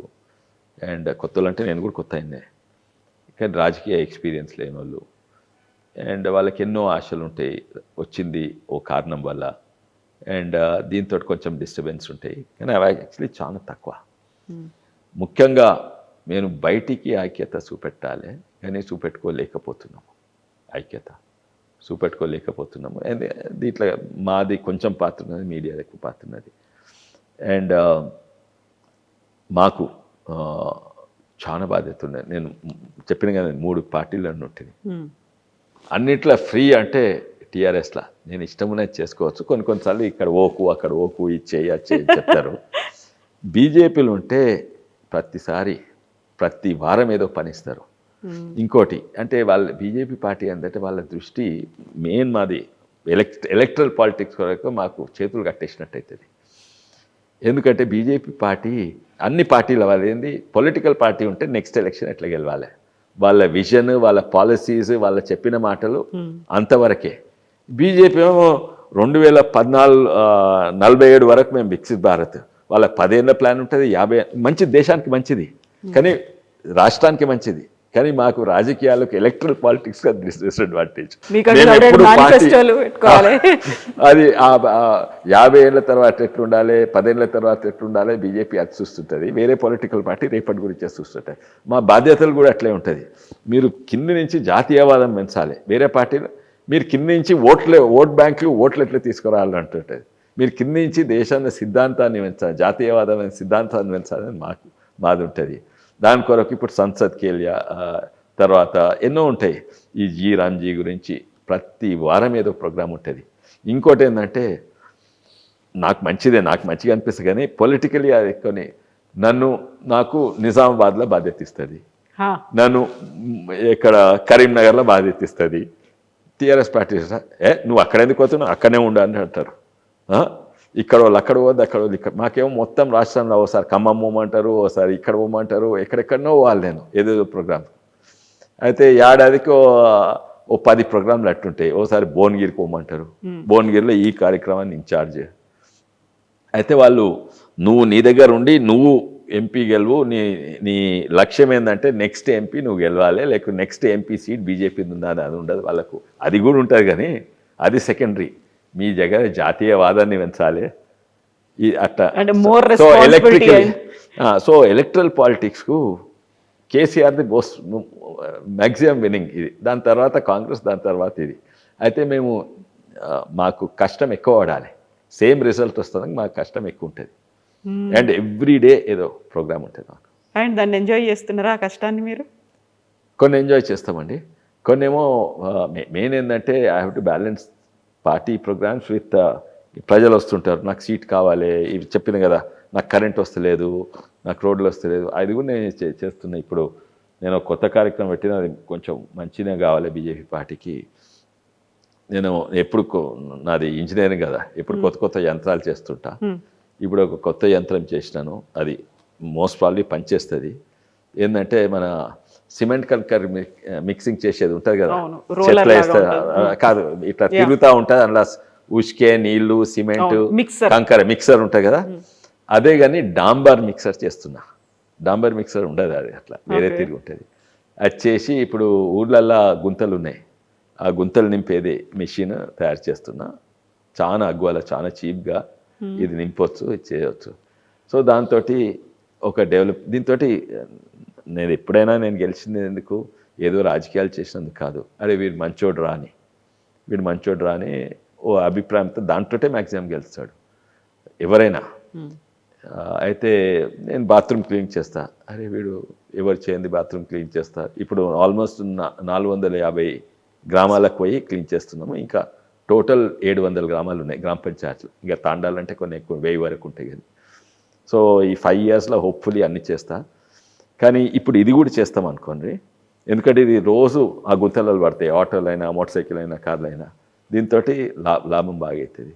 సో నా కార్యక్రమాలు ఎట్లుంటాయంటే ఒక్కరికి లాభం, 10 మందికి లాభం అయ్యేటట్టు, లేక గ్రామం మొత్తం లాభం అయ్యేటట్టు. నేను ఊర్లో ఒక్కరికి మేలు చేయకుండా వచ్చు, కానీ ఆ ఊరు పోయి బాత్రూమ్ గడుగుతా, అయితే ఊరు మొత్తం పిల్లలందరికీ లాభం అవుతుంది. సో కొన్ని కష్టమైన పనులు ఉన్నాయి, అయినప్పుడు కూడా చాలా ఇష్టంగా డెడికేటెడ్గా చేస్తున్నారు మీరు. I enjoy lot of it. నాకు ఏదో పని కొన్ని పనులు కొన్ని చాలా తక్కువ. నిజామాబాద్ హ్యాపీగా పోతా, ఆడ మంచిగా మా మిత్రుడే ఉన్నాడు, ధర్మపురి అరవింద్ ఉన్నాడు, ఎక్కడ పోయినా మంచిగా ఉంటుంది. కానీ వేరే వాళ్ళు 100% అక్కడనే పోయి ఫోకస్ చేస్తారు, రాజకీయాలు ఎక్కువ చేస్తారు. అండ్ కొన్నిసార్లు వాళ్ళకి నష్టం కూడా అవుతుంది. ఎందుకంటే నేను చెప్పింది కదా, ఎమ్మెల్యేలు అంటే ట్రాన్స్ఫార్మర్ అక్కడ ఇవ్వకండి ఇక్కడ ఇవ్వండి అని. నేను ప్రత్యేకంగా ఇప్పుడు నేను ఎక్సర్సైజ్ చేసిన కదా, ఎన్ని గ్రామాలు నాకు మొత్తం చేవెళ్ళలో ఓన్లీ 3 గ్రామాలు ఉన్నాయి, నాకు 3 సార్లు నెగిటివ్ ఎన్నో గ్రామాలు మోర్ దెన్ 50%, 3 సార్లు టీఆర్ఎస్ ఉన్న మెజారిటీ, కాంగ్రెస్ ఉన్న మెజారిటీ, బీజేపీలు ఉన్న మెజారిటీ. అయితే ఇవన్నీ అనలైజ్ చేస్తున్నాను కొన్ని. అయితే నేను ఆ 3 ఎందుకు పెట్టలేదని వాళ్ళతోటి పనిచేయదలుచుకున్నా, వాళ్ళని మూలకేయదలుచుకోలేదు. కొంతమంది ఉల్టా చేస్తారు, అరే వాళ్ళు నాకు ఓటేయలేదు, రేపు అసలే వేయరు, పక్క రోళ్ళు కూడా వేయరు రేపు. అట్లా అది కొన్ని ఉన్నాయి అట్లా. అండ్ ఐ థింక్ రాజకీయాలు మారుతున్నాయి. ఇంకోటి ఏమంటే, ఒక లీడర్ అంటే ఒక 10 కార్లు వేసుకొని పోవాలి, అది 10 కార్లు వేసుకొని పోతే నష్టమవుతుంది. లీడర్ అంటే నా చుట్టూ 100 మంది ఉండాలి, ఆ 100 మంది ఉంటే నాకు నష్టమవుతుంది. ఎవరు ఎందుకంటే ఆ 100 మంది ఉంటారు, అరే వీళ్ళు ఎంపీ మనుషులు రా అని అంటారు. అంటే ఏమన్నట్టు నేను ఎంపీ మనుషులు కానా? సో చాలా ఆ పాత రాజకీయాలు ఇప్పుడు పనిచేస్తలేవు, చాలా మారుతున్నాయి. అండ్ నేను మొన్నటి వరకు ఈవెన్ టీఆర్ఎస్ ఉన్నా కాంగ్రెస్ ఉన్నా నేను ఒకటే వెహికల్ పోతుంది, నా వెనక వెహికల్ ఉండదు, నా కార్లో ఎవరు కార్యకర్త కూర్చోరు, ఏదో పని ఉంటే కూర్చుంటారు. కానీ నేను 10 మంది వేసుకొని పోతే అది నా ప్రకారంగా నష్టం అవుతుంది. అంటే నాకు సూట్ అయ్యేది వేరే వాళ్ళకి సూట్ కాకుండా, కానీ నాకైతే ఇదే సూట్ అవుతుంది. ఇట్లే ఉండాలి. ఫ్యూచర్ రాజకీయాలు కూడా ఇట్లే ఉంటాయి. ఫ్యూచర్ రాజకీయాలు ఉంటే అట్లా ఆడ స్విట్జర్లాండ్ ఉన్నట్టు చూడు, ఆ సైకిల్ వేసుకొని కూరగాయలు కొంటుంటాడు, వాడే మా ఎంపీ. అండి చాలా చాలా చాలా ఉన్నాయి మాట్లాడుకోవడానికి, బట్ టైం కూడా తెలియట్లేదు. మీతో ఇంకొక ఎపిసోడ్లో ఇంకా రిమైనింగ్ ఇంట్రెస్టింగ్ ఇష్యూస్ అన్ని మాట్లాడతాను. థ్యాంక్ యూ సో మచ్ అండి. Best wishes to you. Thank you.